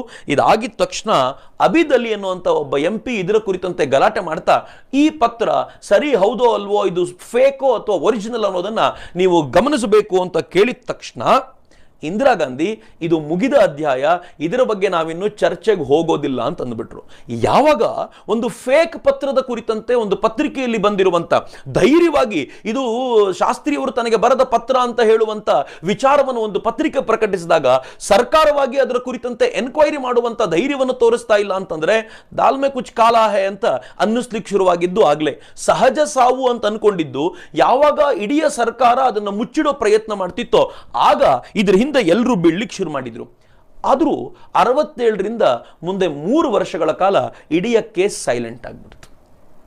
ಇನ್ಫ್ಯಾಕ್ಟ್ ಇಂದಿರಾ ಗಾಂಧಿ ಮತ್ತು ಅವರ ಟೀಮ್ಗೆ ಯಾವುದನ್ನು ಹೇಗೆ ಸೈಲೆಂಟ್ ಮಾಡಬೇಕು ಅಂತ ಬಹಳ ಚೆನ್ನಾಗಿ ಗೊತ್ತಿದೆ. ಹೀಗಾಗಿ ಸೈಲೆಂಟ್ ಮಾಡೋದು ದೊಡ್ಡ ಸಂಗತಿಯಾಗಿರಲಿಲ್ಲ. ಆದರೆ 1970ರಲ್ಲಿ 2 ಪತ್ರಿಕೆ, ಒಂದು ರಾಷ್ಟ್ರೀಯ ಸ್ವಯಂ ಸೇವಕ ಸಂಘದ ಮುಖವಾಣಿಯಾಗಿದ್ದ ಆರ್ಗನೈಸರ್, ಮತ್ತೊಂದು ಇಂಡಿಯನ್ ಮಾನಿಟರ್, ಈ 2 ಪತ್ರಿಕೆ ಮತ್ತೆ ಈ ಕೇಸಿನ ಕುರಿತಂತೆ ವಿಸ್ತೃತವಾಗಿ ಈ ಕೇಸಿನ ಚರ್ಚೆ ನಡಿಬೇಕು ಅಂತ ಮಾತಾಡಲಿಕ್ಕೆ ಶುರು ಮಾಡಿದಾಗ ಮತ್ತೆ ಬಾಲ್ ರೋಲ್ ಆಗ್ಲಿಕ್ಕೆ ಶುರುವಾಗ್ಬಿಡ್ತು. ರಾಜ್ಯಸಭಾದಲ್ಲಿ ಈ ವಿಚಾರವನ್ನು ಹಿಡ್ಕೊಂಡು ಬಹುಶಃ ಆರ್ಗನೈಸರ್ ಮತ್ತು ಇಂಡಿಯನ್ ಮಾನಿಟರ್ 2 ಪತ್ರಿಕೆಯನ್ನು ಹಿಡ್ಕೊಂಡು ರಾಜನಾರಾಯಣ್, TN ಸಿಂಗ್ ಮತ್ತು ದಾಹ್ಯಾಬಾಯಿ ಪಟೇಲ್ ಗಲಾಟೆ ಶುರು ಮಾಡಿದರು. ರಾಜನಾರಾಯಣ್ ನಿಮ್ಗೆ ಗೊತ್ತಿರಬೇಕು, ಆ ನಂತರದ ದಿನಗಳಲ್ಲಿ ಇಂದಿರಾ ಗಾಂಧಿ ತಾವು ಮಾಲ್ ಪ್ರಾಕ್ಟೀಸ್ ಮಾಡಿ ಎಲೆಕ್ಷನ್ ಗೆದ್ದಿದ್ದಾರೆ ಅಂತ ಕೋರ್ಟಿಗೆ ಹೋಗಿ ತಾವು ಗೆದ್ದು ಇಂದಿರಾ ಗಾಂಧಿನ ಅವರು ಈ ಎಲೆಕ್ಷನ್ ಪ್ರಾಸೆಸ್ ಇಂದನೇ ಹೊರಗಿಡಬೇಕಾದಂತ ಕೆಲಸ ಎಲ್ಲ ನಡೆದಿತ್ತಲ್ಲ, ಅದರ ಮುಂಚೂಣಿಯ ನೇತೃತ್ವ ವಹಿಸಿದಂತವರು ರಾಜನಾರಾಯಣ್ ಇಡೀ ಕೇಸ್ನಲ್ಲಿ ತಾವು ಮುಂದೆ ಹೋಗಿ ನಿಂತ್ಕೊಂಡ್ರು. ಅದರ ಜೊತೆಗೆ ದಾಹ್ಯಾಬಾಯಿ ಪಟೇಲ್, ಬಹಳ ಜನರಿಗೆ ಹೆಸರೇ ಗೊತ್ತಿರಲಿಕ್ಕಿಲ್ಲ, ಸರ್ದಾರ್ ಪಟೇಲ್ರ ಮಗನಾಗಿದ್ದ ಈ ದಾಹ್ಯಾಬಾಯಿ ಪಟೇಲ್ ಎಲ್ಲೂ ತನ್ನ ತಂದೆ ಹೆಸರು ಹೇಳ್ಕೊಂಡು ಬಂದವರಲ್ಲ. ಆದರೆ ಈ ಕೇಸಿನಲ್ಲಿ ನ್ಯಾಯ ಸಿಗಬೇಕು ಅನ್ನುವಂಥ ಹೋರಾಟಕ್ಕೆ ಮುಂದೆ ನಿಂತ್ಕೊಂಡ್ರು. ಡೆಪ್ಯೂಟಿ ಚೇರ್ಮನ್ ಅವತ್ತಿನ ದಿನದ ಖೋಬ್ರಗಡೆ ಏನು ಹೇಳಿದ್ರು ಅಂತಂದ್ರೆ, ಇದಕ್ಕೆಲ್ಲ ನಾವು ಮಾತುಕತೆಗೆ ಅವಕಾಶ ಕೊಡ್ಲಿಕ್ಕೆ ಆಗೋದಿಲ್ಲ, ಇದು ತುಂಬಾ ಸೀರಿಯಸ್ ಮ್ಯಾಟರ್ ಅಲ್ಲ ಅನ್ನೋ ತರದ ಮಾತಾಡಿದ ತಕ್ಷಣ ಈ 3ಗಷ್ಟೇ ಅಲ್ಲದೆ ಉಳಿದ ಎಂಪಿಗಳಿಗೂ ಕೋಪ ಬಂತು. ಈ ದೇಶದ ಒಬ್ಬ ಪ್ರಧಾನಿಯಾಗಿದ್ದವರು, ಈ ದೇಶದ ಒಬ್ಬ ಸ್ವಾಭಿಮಾನಿ ಪ್ರಧಾನಿ ಅಂತ ಅನಿಸ್ಕೊಂಡವರು ಅವರ ಸಾವಿನ ಕುರಿತಂತೆ ಚರ್ಚೆ ಕೊಡೋದಿಲ್ಲ ಅಂತಂದ್ರೆ ಹೇಗೆ ಅನ್ನೋ ಕಾರಣಕ್ಕೋಸ್ಕರ ಇವರು ಇಡೀ ರಾಜ್ಯಸಭೆಯಲ್ಲಿ ಗದ್ದಲ ಶುರುವಾದ ಮೇಲೆ ಒಂದು ದಿನ ಅದಕ್ಕೋಸ್ಕರ ನಿಗದಿಪಡಿಸಲಾಯಿತು. ಅದಕ್ಕೆ ಅರ್ಧ ಗಂಟೆ ಚರ್ಚೆಗೆ ಅಂತ ಅವಕಾಶ ಕೊಡಲಾಯಿತು. ಬಿಲೀವ್ ಮೀ, ಲಾಲ್ ಬಹದ್ದೂರ್ ಶಾಸ್ತ್ರಿಯವರ ಸಾವಿನ ಕುರಿತಂತೆ ಚರ್ಚೆಗೆ ಕೊಟ್ಟ ಸಮಯ ಅರ್ಧ ಗಂಟೆ ಮಾತ್ರ. ಈಗ TN ಸಿಂಗ್ ಅವರು ಮಾತನಾಡ್ತಾ ಲೋಹಿಯಾ ಅವರ ಮಾತಿನ ಆಧಾರವನ್ನು ಇಟ್ಕೊಂಡು ಲಾಲ್ ಬಹದ್ದೂರ್ ಶಾಸ್ತ್ರಿ ಇದ್ದ ಕೋಣೆಯ ಫೋಟೋ ನಾನು ನೋಡಿದ್ದೀನಿ, ಆ ಫೋಟೋದೊಳಗೆ ಟೆಲಿಫೋನ್ಗಳೇ ಇರಲಿಲ್ಲ ಅಂತ ಲೋಹಿಯಾ ಅವರು ಹೇಳಿದ ಮಾತನ್ನ TN ಸಿಂಗ್ ಮುಂದಿಟ್ರು. ಟೆಲಿಫೋನ್ ಇದೆ ಅಂತ ಸರ್ಕಾರ ಹೇಳಿತ್ತಲ್ಲ, ಎಕ್ಸ್ಟರ್ನಲ್ ಅಫೇರ್ಸ್ ಮಿನಿಸ್ಟ್ರು ಇಲ್ಲಿ ಟೆಲಿಫೋನ್ ಇದೆ ಅಂತ ಸ್ವರಣ್ ಸಿಂಗ್ ಅವರು ಹೇಳಿದ್ರು, ಆದರೆ ಟೆಲಿಫೋನೇ ಇರಲಿಲ್ಲ ಅಂತ ಫೋಟೋದಲ್ಲಿ ತೋರಿಸ್ತಿದ್ದೆ ಏನು ಅಂತ ಮೊದಲನೇ ಪ್ರಶ್ನೆ ಮುಂದಿಟ್ರು. ಎರಡನೇದವ್ರು ಹೇಳಿದ್ರು, ರಷ್ಯನ್ ಲೇಡಿ ಡಾಕ್ಟರು ಸರ್ಕಾರದ ಪ್ರಕಾರ ಆಕೆ ಬಂದು ಉಳಿಸ್ಕೊಳ್ಳಿಕ್ಕೆ ತುಂಬಾ ಪ್ರಯತ್ನ ಪಟ್ಲು ಅಂತೆಲ್ಲ ಸರ್ಕಾರ ಹೇಳ್ತು. ಆದರೆ ಆನಂತರದ ಡೆತ್ ಸರ್ಟಿಫಿಕೇಟ್ ನಲ್ಲಿ ರಷ್ಯನ್ ಲೇಡಿ ಡಾಕ್ಟರ್ ಸಿಗ್ನೇಚರ್ ಇರಲಿಲ್ವಲ್ಲ, ಯಾಕೆ ಎನ್ನುವಂತ ಎರಡನೇ ಗಂಭೀರವಾದ ಪ್ರಶ್ನೆ ಮೇಲಕ್ಕೆ ಬಂತು. ಇನ್ನು ಮೂರನೇ ಪ್ರಶ್ನೆ TN ಸಿಂಗ್ ಕೇಳಿದ್ದು, ಯಾವ ಮೊಹಮ್ಮದ್ ಜಾನ್ TN ಕೌಲ್ರ ಅಡಿಗೆ ಭಟ್ಟನಾಗಿದ್ನೋ ಅವನು ಆನಂತರದಿಂದಲೇ ಕಾಣೆ ಆಗ್ಬಿಟ್ನಲ್ಲ, ಎಲ್ಲಿಗೆ ಹೋದ ಅನ್ನೋ ಪ್ರಶ್ನೆ ಕೇಳಿದ್ರು. ಮಹಾವೀರ್ ಪ್ರಸಾದ್ ಭಾರ್ಗವ್ ಅನ್ನುವಂತ ಮತ್ತೊಬ್ಬ MP ಮಾತಾಡ್ತಾ ಅವ್ರು ಹೇಳಿದ್ರು, ಹಾರ್ಟ್ ಪೇಷಂಟ್ ಅಂತ ಗೊತ್ತಿದ್ರು, ಅಲ್ಲಿ ಆಕ್ಸಿಜನ್ ಇಟ್ಟಿರಲಿಲ್ಲ, ಹಾಗೆ ಎಲ್ಲರೂ ಉಳ್ಕೊಂಡಂತ ಹೋಟೆಲ್ನಲ್ಲಿ ಸಹಜವಾಗಿ ಮಾಡೋದು ಹಾಗೆ ಎಲ್ಲರ ಜೊತೆಗೆ ಉಳಿಸಬೇಕಾಗಿತ್ತು. ಎಲ್ಲರೂ ಉಳ್ಕೊಂಡಂತ ಹೋಟೆಲ್ನಲ್ಲಿ ಲಾಲ್ ಬಹದ್ದೂರ್ ಶಾಸ್ತ್ರಿ ಅವ್ರನ್ನ ಉಳಿಸದೆ ಅಲ್ಲಿಂದ ದೂರದಲ್ಲಿದ್ದಂತ ಇನ್ನೊಂದು ಪ್ರತ್ಯೇಕ ವಿಲ್ಲಾದಲ್ಲಿ ಯಾಕೆ ಉಳಿಸಿದ್ರು, ವಿಲ್ಲಾನ ಢಾಚಾ ಅಂತ ಅಲ್ಲಿನವ್ರು ಕರೀತಾರೆ, ಆ ಢಾಚಾದಲ್ಲಿ ಯಾಕೆ ಉಳಿಸಿದ್ರು ಅನ್ನೋ ಪ್ರಶ್ನೆಯನ್ನ ಕೇಳಿದ್ರು. ಮೂರನೇ ಪ್ರಶ್ನೆ ಅವರು ಕೇಳಿದ್ದು ಗಂಭೀರವಾದ ಪ್ರಶ್ನೆ ಮಿತ್ರರೇ, ಇದರ ಕುರಿತಂತೆ ಎಲ್ಲ ಕಡೆ ಚರ್ಚೆ ನಡೆಯುತ್ತೆ. ಈ ಪ್ರಶ್ನೆಯನ್ನ ಮಹಾವೀರ್ ಪ್ರಸಾದ್ ಭಾರ್ಗವ್ ಕೇಳಿದ್ರು. ಲಾಲ್ ಬಹದ್ದೂರ್ ಶಾಸ್ತ್ರಿಯವರು ಈ ದೇಶಕ್ಕೆ ದೇಹವಾಗಿ ಮರಳಿ ಬಂದಾಗ ಅವರ ದೇಹ ನೀಲಿಯಾಗಿತ್ತಲ್ಲ ಯಾಕೆ ಅನ್ನೋ ಪ್ರಶ್ನೆ ಕೇಳಿದ್ರು. ಇನ್ನೊಂದು ಪ್ರಶ್ನೆ ಅವರು ಕೇಳಿದ್ದು, ರಷ್ಯಾ ಪೋಸ್ಟ್ ಮಾರ್ಟಮ್ ಮಾಡ್ತೀನಿ ಅಂತ ಹೇಳಿದ್ರು, ಭಾರತ ಯಾಕೆ ಒಪ್ಕೊಳ್ಳಿಲ್ಲ. ಪ್ರಶ್ನೆಗಳ ಸರಮಾಲೆ ಬಂದ ತಕ್ಷಣ ಸರ್ಕಾರ ತಡಬಡಾಯಿಸಿ ಹೋಯಿತು, ಆದರೆ ಹೆದರ್ಕೊಳ್ಳಿಲ್ಲ, ಉತ್ತರ ಸಮರ್ಥವಾಗಿ ಕೊಡ್ತು. ಅದು ಹೇಳ್ತು, ಯಾಕೆ ಲೇಡಿ ಡಾಕ್ಟರ್ ಸೈನ್ ಮಾಡಲಿಲ್ಲ ಅಂತಂದ್ರೆ, ಆ ಪತ್ರದಲ್ಲಿ ಅನೇಕ ಸೀನಿಯರ್ ಡಾಕ್ಟರ್ಗಳು ಸೈನ್ ಮಾಡಿರೋದ್ರಿಂದ ಸೀನಿಯರ್ ಡಾಕ್ಟರ್ಗಳ ಎದುರುಗಡೆ ತಾನು ಜೂನಿಯರ್ ಡಾಕ್ಟರ್ ಸೈನ್ ಮಾಡಬಾರ್ದು ಅಂತ. It's wonderful. ಲಾಲ್ ಬಹದ್ದೂರ್ ಶಾಸ್ತ್ರಿ ಅವರನ್ನ ನೋಡ್ಕೊಳ್ಳಿಕ್ಕೆ ಒಬ್ಬ ಜೂನಿಯರ್ ಡಾಕ್ಟರ್ ಇಟ್ಟಿದ್ದಾರೆ. ಆ ಜೂನಿಯರ್ ಡಾಕ್ಟರು ತಾನೇ ಲಾಲ್ ಬಹದ್ದೂರ್ ಶಾಸ್ತ್ರಿ ತೀರಿಕೊಂಡಿದ್ದಾರೆ ಅಂತ ರಿಪೋರ್ಟ್ ಕೊಡ್ತಾಳೆ, ಅದರ ರಿಪೋರ್ಟ್ ಅಲ್ಲಿ ಸೈನ್ ಮಾಡಲ್ಲ. ಅದಕ್ಕೆ ಸರ್ಕಾರ ಹೇಳುತ್ತೆ ಸೀನಿಯರು ಜೂನಿಯರ್ ಅನ್ನೋ ಕಥೆ ಕಟ್ಟಿ ಸರ್ಕಾರ ಆಕೆ ಸೈನ್ ಮಾಡಲಿಲ್ಲ ಅಂತ ಹೇಳುತ್ತೆ. ಎರಡನೇದು ಸರ್ಕಾರ ಹೇಳುತ್ತೆ ಟೆಲಿಫೋನು ಅವರು ಕೋಣೆಯಲ್ಲಿ ಇರಲಿಲ್ಲ, ಸ್ವಲ್ಪ ದೂರದಲ್ಲಿತ್ತು, ಅದು ಕಾಣುವಂತೆ ಇರಲಿಲ್ಲ, ನೀವು ಹೇಳಿದ್ದು ಸತ್ಯ ಅಂತ ಸರ್ಕಾರ ಟೆಲಿಫೋನ್ ನಲ್ಲಿ ತನ್ನಿಂದಾದ ತಪ್ಪನ್ನ ಒಪ್ಪಿಕೊಳ್ತು. ಅಂದ್ರೆ ಲಾಲ್ ಬಹದ್ದೂರ್ ಶಾಸ್ತ್ರಿ ಅವರಿಗೆ ಕೈಗೆ ಎಟುಕುವಂತೆ ಟೆಲಿಫೋನ್ ನ ವ್ಯವಸ್ಥೆ ವ್ಯವಸ್ಥೆ ಇರಲಿಲ್ಲ. ಇನ್ನು ಮೂರನೇದು, ವಿಲ್ಲಾ ಯಾಕೆ ಅವರಿಗೆ ಬೇರೆ ಮಾಡಿದ್ರು ಅಂತಂದ್ರೆ, ಉಳ್ಕೊಳ್ಬೇಕು ಅಂತಿದ್ದ ಇನ್ ಟೂರಿಸ್ಟ್ ಹೋಟೆಲ್ನಲ್ಲಿ ಫಸ್ಟ್ ಫ್ಲೋರ್ ಹತ್ತಬೇಕಾಗಿದ್ದರಿಂದ ಗ್ರೌಂಡ್ ಫ್ಲೋರ್ ಅಲ್ಲೇ ಲಾಲ್ ಬಹದ್ದೂರ್ ಶಾಸ್ತ್ರಿ ಅವರಿಗೆ ವ್ಯವಸ್ಥೆ ಮಾಡಿಕೊಡ್ಬೇಕು ಅನ್ನೋ ಕಾರಣಕ್ಕೋಸ್ಕರ ಪ್ರತ್ಯೇಕ ವಿಲ್ಲಾ ಮಾಡಲಾಗಿತ್ತು. ಅದನ್ನ ನಾವೆಲ್ಲ ಗಮನಿಸಿದ್ವಿ ಅಂತ ಸರ್ಕಾರ ತೇಪೆ ಹಚ್ಚುವ ಕೆಲಸ ಮಾಡ್ತು. ಅಲ್ಲಿಗೆ ಹೆಚ್ಚು ಕಡಿಮೆ ಎಲ್ಲವೂ ಮುಗಿದೋಗಿತ್ತು ಅಂತಾನೆ ತಿಳ್ಕೊಳ್ಳಿ. ಆದರೆ 1970ರ ಅಂತ್ಯ ಭಾಗದಲ್ಲಿ ಲಲಿತಾ ಶಾಸ್ತ್ರಿ ಧರ್ಮಯುಗ ಅನ್ನುವಂಥ ಹಿಂದಿ ವೀಕ್ಲಿಗೆ ಒಂದು ಇಂಟರ್ವ್ಯೂ ಕೊಟ್ಟರು. ಸ್ಫೋಟಕವಾದ ಇಂಟರ್ವ್ಯೂ. ಆ ಇಂಟರ್ವ್ಯೂ ನಂತರ ಬಹುಶಃ ಇವತ್ತಿಗೂ ನಾವೇನು ಚರ್ಚೆ ಮಾಡ್ತೀವಲ್ಲ, ಅದೆಲ್ಲ ಅವ್ರು ಹೇಳಿರುವಂಥ ವಿಚಾರಗಳ ಆಧಾರದ ಮೇಲೆ ಚರ್ಚೆ ಮಾಡೋದು. ಲಲಿತಾ ಶಾಸ್ತ್ರಿ ಅವರು ಹೇಳಿದರು, ಆನಂತರ ಅವ್ರ ಜೊತೆ ಕೆಲಸ ಮಾಡ್ತಿರೋರು ಎಲ್ಲರ ಜೊತೆ ಮಾತನಾಡಿಕೊಂಡು ನಾನೊಂದಷ್ಟು ವಿಚಾರಗಳನ್ನು ಗ್ರಹಿಸಿದೆ. ಆ ವಿಚಾರಗಳ ಆಧಾರದ ಮೇಲೆ ನನಗೆ ಹೀಗನ್ಸುತ್ತೆ ಅಂತ ಧರ್ಮಯುಗಕ್ಕೆ ಇಂಟರ್ವ್ಯೂ ಕೊಟ್ಟರು. ಮೊದಲನೇದು ಅವ್ರು ಹೇಳಿದ್ದೇನು ಅಂತಂದ್ರೆ, ಹಾಲು ಕುಡಿದಿದ್ದರಿಂದ ಅವ್ರಿಗೇನು ಪ್ರಾಬ್ಲಮ್ ಆಗಲಿಲ್ಲ. ಯಾಕೆಂದ್ರೆ ಹಾಲು ಕುಡಿದ ನಂತರ ಲಾಲ್ ಬಹದ್ದೂರ್ ಶಾಸ್ತ್ರಿಯವರು ಮನೆಯವ್ರ ಜೊತೆ ಮಾತಾಡಿದ್ದಾರೆ, ದೇಶದ ಕೆಲವರೊಂದಿಗೂ ಮಾತನಾಡಿದ್ದಾರೆ ಮತ್ತು ಮಾತನಾಡುವಾಗ ಎನರ್ಜಿಟಿಕ್ ಆಗಿದ್ರು. ಹೀಗಾಗಿ ಹಾಲು ಕುಡಿದಿದ್ದರಿಂದ ಪ್ರಾಬ್ಲಮ್ ಅಲ್ಲ. ಹಾಲು ಕುಡಿದು ಎಲ್ಲರ ಜೊತೆ ಮಾತನಾಡಿದ ನಂತರ ಸ್ವಲ್ಪ ಆಯಾಸ ಅನಿಸಿದ್ರಿಂದ ಅವರು ನೀರು ಕುಡಿದ್ರು ಅಂತ. ಯಾವಾಗ ಫ್ಲಾಸ್ಕ್ ನಲ್ಲಿದ್ದ ನೀರನ್ನ ಅವ್ರ ಜೊತೆ ಇದ್ದ ಅಸಿಸ್ಟೆಂಟು ಅಟೆಂಡೆಂಟು ಅದನ್ನ ಹಾಕಿ ಅವ್ರಿಗೆ ಕೊಟ್ಟನೋ, ಆ ನೀರನ್ನ ಲಾಲ್ ಬಹದ್ದೂರ್ ಶಾಸ್ತ್ರಿ ಅವರು ಕುಡಿದು ಸ್ವಲ್ಪ ಹೊತ್ತಿಗೆ ತನ್ನ ತಲೆ ಭಾರ ಅನ್ನಿಸ್ತಾ ಇದೆ, ಹೆವಿ ಆಗ್ತಾ ಇದೆ ನನಗೆ ಅಂತ ಅವನಿಗೆ ಕೇಳ್ಕೊಂಡ್ರು. ಅವನನ್ನ ಆಚೆ ಕಳ್ಸ್ಕೊಂಡು ಮಲ್ಕೊಳ್ಳಿಕ್ಕೆ ಪ್ರಯತ್ನ ಪಟ್ಟರು. ಆ ನಂತರ ಇವೆಲ್ಲವೂ ಪ್ರಾಬ್ಲಮ್ ಆಯ್ತು ಅಂತ ಅವ್ರು ಹೇಳ್ತಾರೆ. ಅದಾದ ನಂತರ ಅವ್ರು ಕೊಟ್ಟಿರುವಂಥ ಮತ್ತೊಂದು ಸಂಗತಿ ಏನು ಅಂದರೆ, ಅವರ ಬಾಡಿ ಭಾರತಕ್ಕೆ ಬಂದಾಗ ಸುತ್ತಲೂ ಅಧಿಕಾರಿಗಳು ಮತ್ತು ಇವರೇ ಹೇಗೆ ನಿಂತು ಬಿಟ್ಟಿದ್ರು ಅಂತಂದ್ರೆ, ಸ್ವತಃ ಮನೆಯವರಿಗೆ ಯಾರಿಗೂ ಹತ್ತಿರಕ್ಕೆ ಹೋಗ್ಲಿಕ್ಕೆ ಬಿಡಲಿಲ್ಲ ಅಂತ. ಲಾಲ್ ಬಹದ್ದೂರ್ ಶಾಸ್ತ್ರಿ ಅವರ ಪತ್ನಿ ಲಲಿತಾ ಶಾಸ್ತ್ರಿ ಎಷ್ಟು ದುಃಖದಲ್ಲಿದ್ದರು ಅಂತಂದ್ರೆ ಅವರದನ್ನೆಲ್ಲ ಗಮನಿಸುವ ಸ್ಥಿತಿಯಲ್ಲಿರಲಿಲ್ಲ. ಆದರೆ ಲಾಲ್ ಬಹದ್ದೂರ್ ಶಾಸ್ತ್ರಿ ಅವರ ಮಕ್ಕಳು ತುಂಬಾ ಒದ್ದಾಡಿಕೊಂಡು ಶಾಸ್ತ್ರಿ ಅವರ ಬಾಡಿ ಹತ್ರ ಹೋದಾಗ ಆ ಬಾಡಿಯ ಮೇಲೆ ಬ್ಲೂ ಸ್ಪಾಟ್ಸ್ ಅನ್ನು ನೋಡಿ ಗಾಬರಿ ಆಗ್ಬಿಟ್ರು. ಹೀಗೆ ಗಾಬರಿ ಆದಂಥವರು ಎಲ್ರಿಗೂ ಹೇಳ್ಕೊಂಡ ತಕ್ಷಣ ಸರ್ಕಾರದ ಅಧಿಕಾರಿಗಳಲ್ಲಿ ಯಾರಿದ್ರೋ ಒಂದು ಬಟ್ಟಲ್ನಲ್ಲಿ ಗಂಧವನ್ನು ತರಿಸಿ ಲಾಲ್ ಬಹದ್ದೂರ್ ಶಾಸ್ತ್ರಿ ಅವರ ಬಾಡಿಗೆ ಬಳದ್ರು. ಆದರೂ ನೀಲಿಯ ಬಣ್ಣ ಮರೆಮಾಚಲಿಕ್ಕೆ ಸಾಧ್ಯ ಆಗಲಿಲ್ಲ. ಇದಲ್ಲದೆ 2 ಮಾರ್ಕ್ಗಳ ಕುರಿತಂತೆ ಅವರು ಮಾತನಾಡಿದ್ರು. ಒಂದು ಕುತ್ತಿಗೆ ಹಿಂಭಾಗದಲ್ಲಿ ಮಾರ್ಕ್ ಇತ್ತು. ಆ ಮಾರ್ಕು ಸಹಜವಾಗಿ ಏನ್ ಮಾಡ್ತಾರೆ ಅಂತಂದ್ರೆ, ಈ ಬಾಡಿಯನ್ನು ಉಳಿಸ್ಕೊಳ್ಳಿಕ್ಕೋಸ್ಕರ ಅದಕ್ಕೆ ಬೇಕಾಗಿರುವಂತಹ ದ್ರವ್ಯವನ್ನು ಹಾಕ್ಲಿಕ್ಕೆ ಆ ಕುತ್ತಿಗೆ ಹಿಂಭಾಗವನ್ನು ಬಳಸ್ಕೊಳ್ತಾರೆ. ಅದನ್ನ ಸರಿಯಾಗಿ ಕ್ಲೋಸ್ ಮಾಡದೆ ಹೋಗಿದ್ದರಿಂದ ರಕ್ತ ಹರಿದು ಇಡೀ ಬೆಡ್ ರಕ್ತಸಿಕ್ತವಾಗಿ ಹೋಗಿತ್ತು. ಅದನ್ನ ಗಮನಿಸಿದ್ರು. ಅದು ಬಿಟ್ಟು ಹೊಟ್ಟೆಯ ಬಳಿ ಒಂದು ಸಣ್ಣ ಪ್ಲಸ್ ಮಾರ್ಕು ಕೂಡ ಕತ್ತರಿಸಲಾಗಿತ್ತು. ಯಾಕೆ ಅಂತ ಯಾರಿಗೂ ಗೊತ್ತಿರಲಿಲ್ಲ. ಇದನ್ನು ಕೂಡ ಅವರು ತುಂಬಾ ಸ್ಪಷ್ಟವಾಗಿ ಹೇಳಿದರು. ಇದಲ್ಲದೆ ಇನ್ನೊಂದು ಸ್ಫೋಟಕ ಸಂಗತಿಯನ್ನು ಲಲಿತಾ ಶಾಸ್ತ್ರಿ ಹೇಳಿದರು. ಲಾಲ್ ಬಹದ್ದೂರ್ ಶಾಸ್ತ್ರಿ ಅವರು ಯಾವಾಗಲೂ ಬರಿತಾ ಇದ್ದ ಡೈರಿ, ವಿಶೇಷವಾಗಿ ನನಗೆ ಏನಾದರೂ ಹೇಳಬೇಕು ಅಂತಿದ್ದಾಗ ಬರಿತಾ ಇದ್ದಂಥ ಡೈರಿ ನನಗೆ ವಾಪಸ್ ಬರಲಿಲ್ಲ. ಮತ್ತು ಎರಡನೇದು, ಯಾವ ಫ್ಲಾಸ್ಕಿನಿಂದ ನೀರು ಕುಡಿದ್ರೋ ಆ ಫ್ಲಾಸ್ಕು ಕೂಡ ವಾಪಸ್ ನಮ್ಮ ಮನೆಗೆ ಬರಲಿಲ್ಲ ಅಂತ ಸ್ಫೋಟಕವಾದ, ಇದು ನಿಜವಾಗಿಯೂ ಗಂಭೀರವಾಗಬೇಕಾಗಿರುವಂಥ ಸಂಗತಿ. ಇದ್ರ ಕುರಿತಂತ ಎನ್ಕ್ವೈರಿ ನಡಿಬೇಕಿತ್ತು. ಅದ್ರ ಬಗ್ಗೆ ಯಾವ ಚರ್ಚೆಯೂ ನಡಲಿಲ್ಲ. ಆದರೆ ಆ ವಿಚಾರವನ್ನು ಹೇಳಿದರು. ಯಾವಾಗ ಇದನ್ನು ಹೇಳಿದ್ರೋ ಧರ್ಮಯುಗ ಹೊರಗೆ ಬಂದ ತಕ್ಷಣ ಎಲ್ಲ ಆಕ್ಟಿವಿಟಿಗಳು ಚುರುಕಾಗ್ಬಿಟ್ವು. ಅದೇ ವೇಳೆಗೆ ಸರಿಯಾಗಿ ದೆಹಲಿಯ ಒಬ್ಬ ಕಾಂಗ್ರೆಸ್ ಚೀಫ್ ಜಗದೀಶ್ ಕೊಡೇಸಿಯಾ ಅವ್ರೇನು ಹೇಳಿದ್ರು ಅಂತಂದ್ರೆ, ಲಾಲ್ ಬಹದ್ದೂರ್ ಶಾಸ್ತ್ರಿ ಅವರ ಬಾಡಿ ನೋಡಿ ನಂಗೆ ಡೌಟ್ ಬಂತು, ಅದಿನ್ನೂ ಹಾಳಾಗಿರ್ಲಿಲ್ಲ, ಹೀಗಾಗಿ ಅದ್ರ ಪೋಸ್ಟ್ ಮಾರ್ಟಮ್ ಮಾಡಿಸೋಣ ಅಂತ ನಾನು ನಮ್ಮ ಹಿರಿಯರಿಗೆ ಕೇಳ್ಕೊಂಡೆ, ಯಾರೂ ಒಪ್ಕೊಳ್ಳಿಲ್ಲ, ಬೇಡ ಅಂತ ನನ್ನ ಬೈದು ಸುಮ್ಮನಾಗಿಸಿಬಿಟ್ರು ಅಂತ ಕಾಂಗ್ರೆಸ್ನವರೇ ಹೇಳ್ಬಿಟ್ರು. ಇಂಡಿಯಾ ಮಾನಿಟರ್ ಅನ್ನುವಂಥ ಪತ್ರಿಕೆ ಅದು ಈ ಎಲ್ಲವನ್ನೂ ನೋಡಿಕೊಂಡು ಹೊಟ್ಟೆ ಹರಿಯೋದು ಯಾಕೆ ಅನ್ನೋದ್ರ ಡೀಟೇಲ್ನ ಪ್ರಕಟ ಮಾಡಿತು.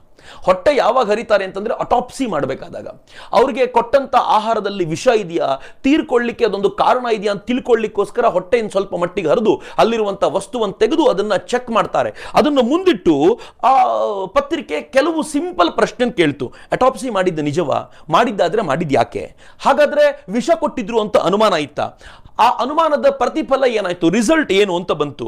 ಇದು ಅಂಬಾಸಿಡರ್ಗೆ ಅಥವಾ ಡಾಕ್ಟರ್ಗೆ ಗೊತ್ತಿದ್ದು ಮಾಡಿದ್ದ ಅಥವಾ ಯಾರಿಗೂ ಗೊತ್ತಿಲ್ಲದೆ ಮಾಡಲಾಯ್ತಾ, ಇಷ್ಟು ಪ್ರಶ್ನೆಗಳಿಗೆ ಉತ್ತರ ಕೊಡಿ ಅಂತ ಆ ಮಾನಿಟರ್ ಇಂಡಿಯಾ ಮಾನಿಟರ್ ಪತ್ರಿಕೆ ರೇಸ್ ಮಾಡಿಬಿಡ್ತು. ಉತ್ತರ ಇರಲಿಲ್ಲ. ಇಡೀ ಭಾರತ ಕುದಿಲಿಕ್ಕೆ ಶುರುವಾಗ್ಬಿಡ್ತು. ಆದರೆ ಯಾವ ಕಾರಣಕ್ಕೂ ಹೆದರುವಂಥ ಸ್ಥಿತಿಯಲ್ಲಿ ಇಂದಿರಾ ಗಾಂಧಿ ಅಂಡ್ ಟೀಮ್ ಅಂತೂ ಇರಲಿಲ್ಲ. ಆ ಕಡೆ ರಷ್ಯಾದಲ್ಲೂ ಗಲಾಟೆ ಶುರುವಾಗ್ಬಿಡ್ತು. ನಮ್ಮ ಮೇಲೆ ಅನುಮಾನ ವ್ಯಕ್ತಪಡಿಸ್ತಿದ್ದಾರಾ ಅಂತ ರಷ್ಯಾದ ಕೆಲವು ಪತ್ರಿಕೆಗಳು ಜೋರಾಗಿ ಕೂಗಾಡ್ತಿದ್ವು. ಆದರೆ ಭಾರತದಲ್ಲಿ ಕೂಗಾಟ ನಿಲ್ಲದೆ ಹೋಗಿದ್ದರ ಪರಿಣಾಮವಾಗಿ ಪ್ರೆಷರ್ಗೆ ಒಳಗಾದಂಥ ಇಂದಿರಾ ತಕ್ಷಣಕ್ಕೆ ಒಂದು ಸಮಿತಿಯನ್ನು ರಚನೆ ಮಾಡಿದರು. ಆ ಸಮಿತಿಯಲ್ಲಿ ಯಾರ್ಯಾರಿದ್ರು ಅಂತ ಇದರಲ್ಲಿದೆ. ಈ ಪುಸ್ತಕ ಅನುಜ್ ಧರ್ ಬರೆದಿರುವಂಥ your prime minister is dead, ಒಂದು ಅದ್ಭುತವಾದ ಕೃತಿ. ಅದರ ಆಧಾರದ ಮೇಲೆ ನಾನು ನಿಮ್ಮ ಮುಂದೆ ಎಲ್ಲ ವಿಚಾರಗಳನ್ನು ಮಂಡಿಸ್ತಾ ಇರೋದು. ಅದರಲ್ಲಿ ಅವರು ಹೇಳ್ತಾರೆ, it was headed by doctor Hridaynath Kunzru, freedom fighter and veteran parliamentarian. ಆಮೇಲೆ ಮೆಂಬರ್ಸ್ ಯಾರಿದ್ರು ಅಂತಂದ್ರೆ TN Singh, Acharya Kripalani, Suchitra Kripalani, Mahavir Tyagi, HV Kamath, Nath Pai, MC Chagla, Atal Bihari Vajpayee, Prakash Veer Shastri, Rao P Kondana, AD Mani, KL Gupta, MP Bhargava, MP Das, Raj Narain, BP Mandal, Ram Sevak Yadav, LK Advani, SD Mishra, BN Mandal, DV Gundappa, HS Gurupadaswamy, DL Sen Gupta, Jagadish ಕೊಡೇಸಿಯಾ and ದಾಹಿಯಾಭಾಯ್ Patel ಎಲ್ಲರನ್ನೂ ಹಾಕಿ ಒಂದು ವಿಸ್ತಾರವಾದ ಕಮಿಟಿಯನ್ನು ಮಾಡಿ ಅಲ್ಲಿಗೆ ಕೈ ತೊಳ್ಕೊಳ್ಬೇಕು ಅಂತ ನಿಶ್ಚಯ ಮಾಡಿತು. ಈ ಹೊತ್ತಿಗೆ ಸರಿಯಾಗಿ ಇದೇ ಕಮಿಟಿ ಮೆಂಬರ್ ಆಗಿದ್ದ ದಾಹಿಯಾಭಾಯ್ ಪಟೇಲ್ರ ಮಗ ಒಂದು ಕೃತಿಯನ್ನು ಬರೆದರು. ಆ ಕೃತಿಯ ಟೈಟ್ಲ್ ಏನಿತ್ತು ಗೊತ್ತಾ?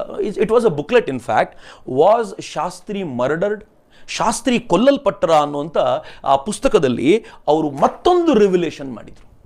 ಇದು ತುಂಬ ವಿಶೇಷವಾಗಿರುವಂಥ ಸಂಗತಿ. ಆ ರಿವಿಲೇಷನ್ ಏನಿತ್ತು ಅಂತಂದರೆ, ಶಾಸ್ತ್ರಿಯವರು ತೀರ್ಕೊಂಡಾಗ ಸರ್ಕಾರ ಕೊಟ್ಟ ಹೇಳಿಕೆಯನ್ನು ಮತ್ತು ಶಾಸ್ತ್ರಿಯವರು ತೀರ್ಕೊಂಡ ನಂತರ ರಷ್ಯಾದ ರೇಡಿಯೋದಲ್ಲಿ, ಅಧಿಕೃತವಾದ ರೇಡಿಯೋದಲ್ಲಿ ಅಲ್ಲಿನ ಸರ್ಕಾರದ ಹೇಳಿಕೆ ಏನು ಪ್ರಕಟವಾಗಿತ್ತೋ ಎರಡನ್ನು ತಾಳೆ ಮಾಡಿ ನೋಡಿ ಅವ್ರು ಹೇಳ್ತಾರೆ. ರಷ್ಯಾದ ರೇಡಿಯೋ ಜನವರಿ 11ಕ್ಕೆ ಏನು ಹೇಳ್ತು ಅಂತಂದರೆ, ಆರೆಂಜ್ ಚುಗ್ ತಾವೇ ಯಾವಾಗ ಲಾಲ್ ಬಹದ್ದೂರ್ ಶಾಸ್ತ್ರಿ ಒದ್ದಾಡ್ತಾ ಇರೋದು ನೋಡಿದ್ರು, ತಾವೇ ಅವ್ರ ಕೋಣೆಗೆ ಹೋಗಿ ಅವರಿಗೆ ಇಂಜೆಕ್ಷನ್ ಕೊಟ್ಟರು, ಟ್ರೀಟ್ ಮಾಡಿದ್ರು.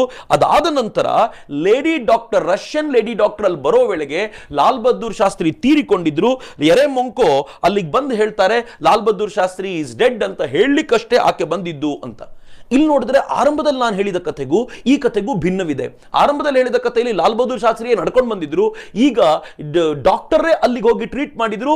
ಮತ್ತು ಆರಂಭದ ಕಥೆಯಲ್ಲಿ ಅಥವಾ ಸರ್ಕಾರ ಹೇಳಿದ ಕಥೆಯಲ್ಲಿ ರಷ್ಯನ್ ಡಾಕ್ಟರ್ಗಳೆಲ್ಲ ಧಾವಿಸಿ ಬಂದು ಲಾಲ್ ಬಹದ್ದೂರ್ ಶಾಸ್ತ್ರಿಯನ್ನು ಉಳಿಸ್ಕೊಳ್ಳಿಕ್ಕೆ ಹರಸಾಹಸ ಮಾಡಿದ್ರು, ಏನ್ ಮಾಡಿದ್ರು ಆಗಲಿಲ್ಲ ಅಂತ. ಬಟ್ ಇಲ್ಲಿ ಲೇಡಿ ಡಾಕ್ಟರ್ ಬರೋದ್ರ ವೇಳೆಗೆ ಲಾಲ್ ಬಹದ್ದೂರ್ ಶಾಸ್ತ್ರಿ ತೀರಿಕೊಂಡಾಗಿತ್ತು ಅಂತ ಅವರ ತಮ್ಮ ಬುಕ್ಲೆಟ್ ಅಲ್ಲಿ ಬರೆದ ತಕ್ಷಣ ಮತ್ತೆ ಗಲಾಟೆ ಶುರುವಾಯಿತು.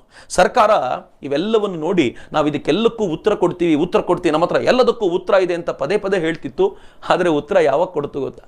ಅಧಿವೇಶನದ ಕೊನೆಯ ದಿನ, ಇನ್ನು ಅಧಿವೇಶನ ಮುಗಿಲಿಕ್ಕೆ ಸ್ವಲ್ಪ ಸಮಯ ಬಾಕಿ ಇದ್ದಾಗ ಸರ್ಕಾರ ಉತ್ತರ ಕೊಡ್ತು. ಅವ್ರು ಕೊಟ್ಟ ಉತ್ತರ ಏನು ಅಂತ ನಾನು ಹೇಳ್ತೀನಿ. ಮೊದಲು ಶವ ಊದಿತ್ತು. ಅದನ್ನ ಲಲಿತಾ ಶಾಸ್ತ್ರಿ ಏನು ಹೇಳಿದ್ರು, ಶವ ಎಷ್ಟು ಊದ್ಕೊಂಡಿತ್ತು ಅಂತಂದ್ರೆ ಕುರ್ತಾ ತೆಗೆಯೋದು ಕಷ್ಟ ಆಗಿತ್ತು, ಪೈಜಾಮನ ಹರಿದು ತೆಗಿಬೇಕಾಗಿತ್ತು, ಹಂಗೆ ಊದ್ಬಿಟ್ಟಿತ್ತು ಶವ ಅಂತ. ವಿತಿನ್ 24 hours ಅಷ್ಟು ಊದೋದು ಸಾಧ್ಯ ಇಲ್ಲ ಅಂತ ಎಲ್ಲರ ಕಲ್ಪನೆ. ಆದರೆ ಏಕಾಏಕಿ ಅಷ್ಟು ಊದಿದ್ ಯಾಕೆ ಅಂತ ಕೇಳಿದ್ರೆ ಅವ್ರು ಹೇಳಿದ್ದು, ಶವವನ್ನು ಉಳಿಸ್ಕೊಳ್ಳೋದಕ್ಕೋಸ್ಕರ ನಾವೇನು ಪ್ರಯತ್ನ ಮಾಡಿದ್ವೋ ಆ ಕಾರಣಕ್ಕೋಸ್ಕರ ಶವ ಊದಿತು, ಮತ್ತು ನಾವು ಹಾಕಿದ ಕೆಮಿಕಲ್ನ ಕಾರಣಕ್ಕೋಸ್ಕರ ಬ್ಲೂ ಮಾರ್ಕ್ಸ್ ಬಂದಿದ್ದಿರಬಹುದು ಅಂತ ಸರ್ಕಾರ ನುಣುಚಿಕೊಳ್ಳೋ ಪ್ರಯತ್ನ ಮಾಡಿತು.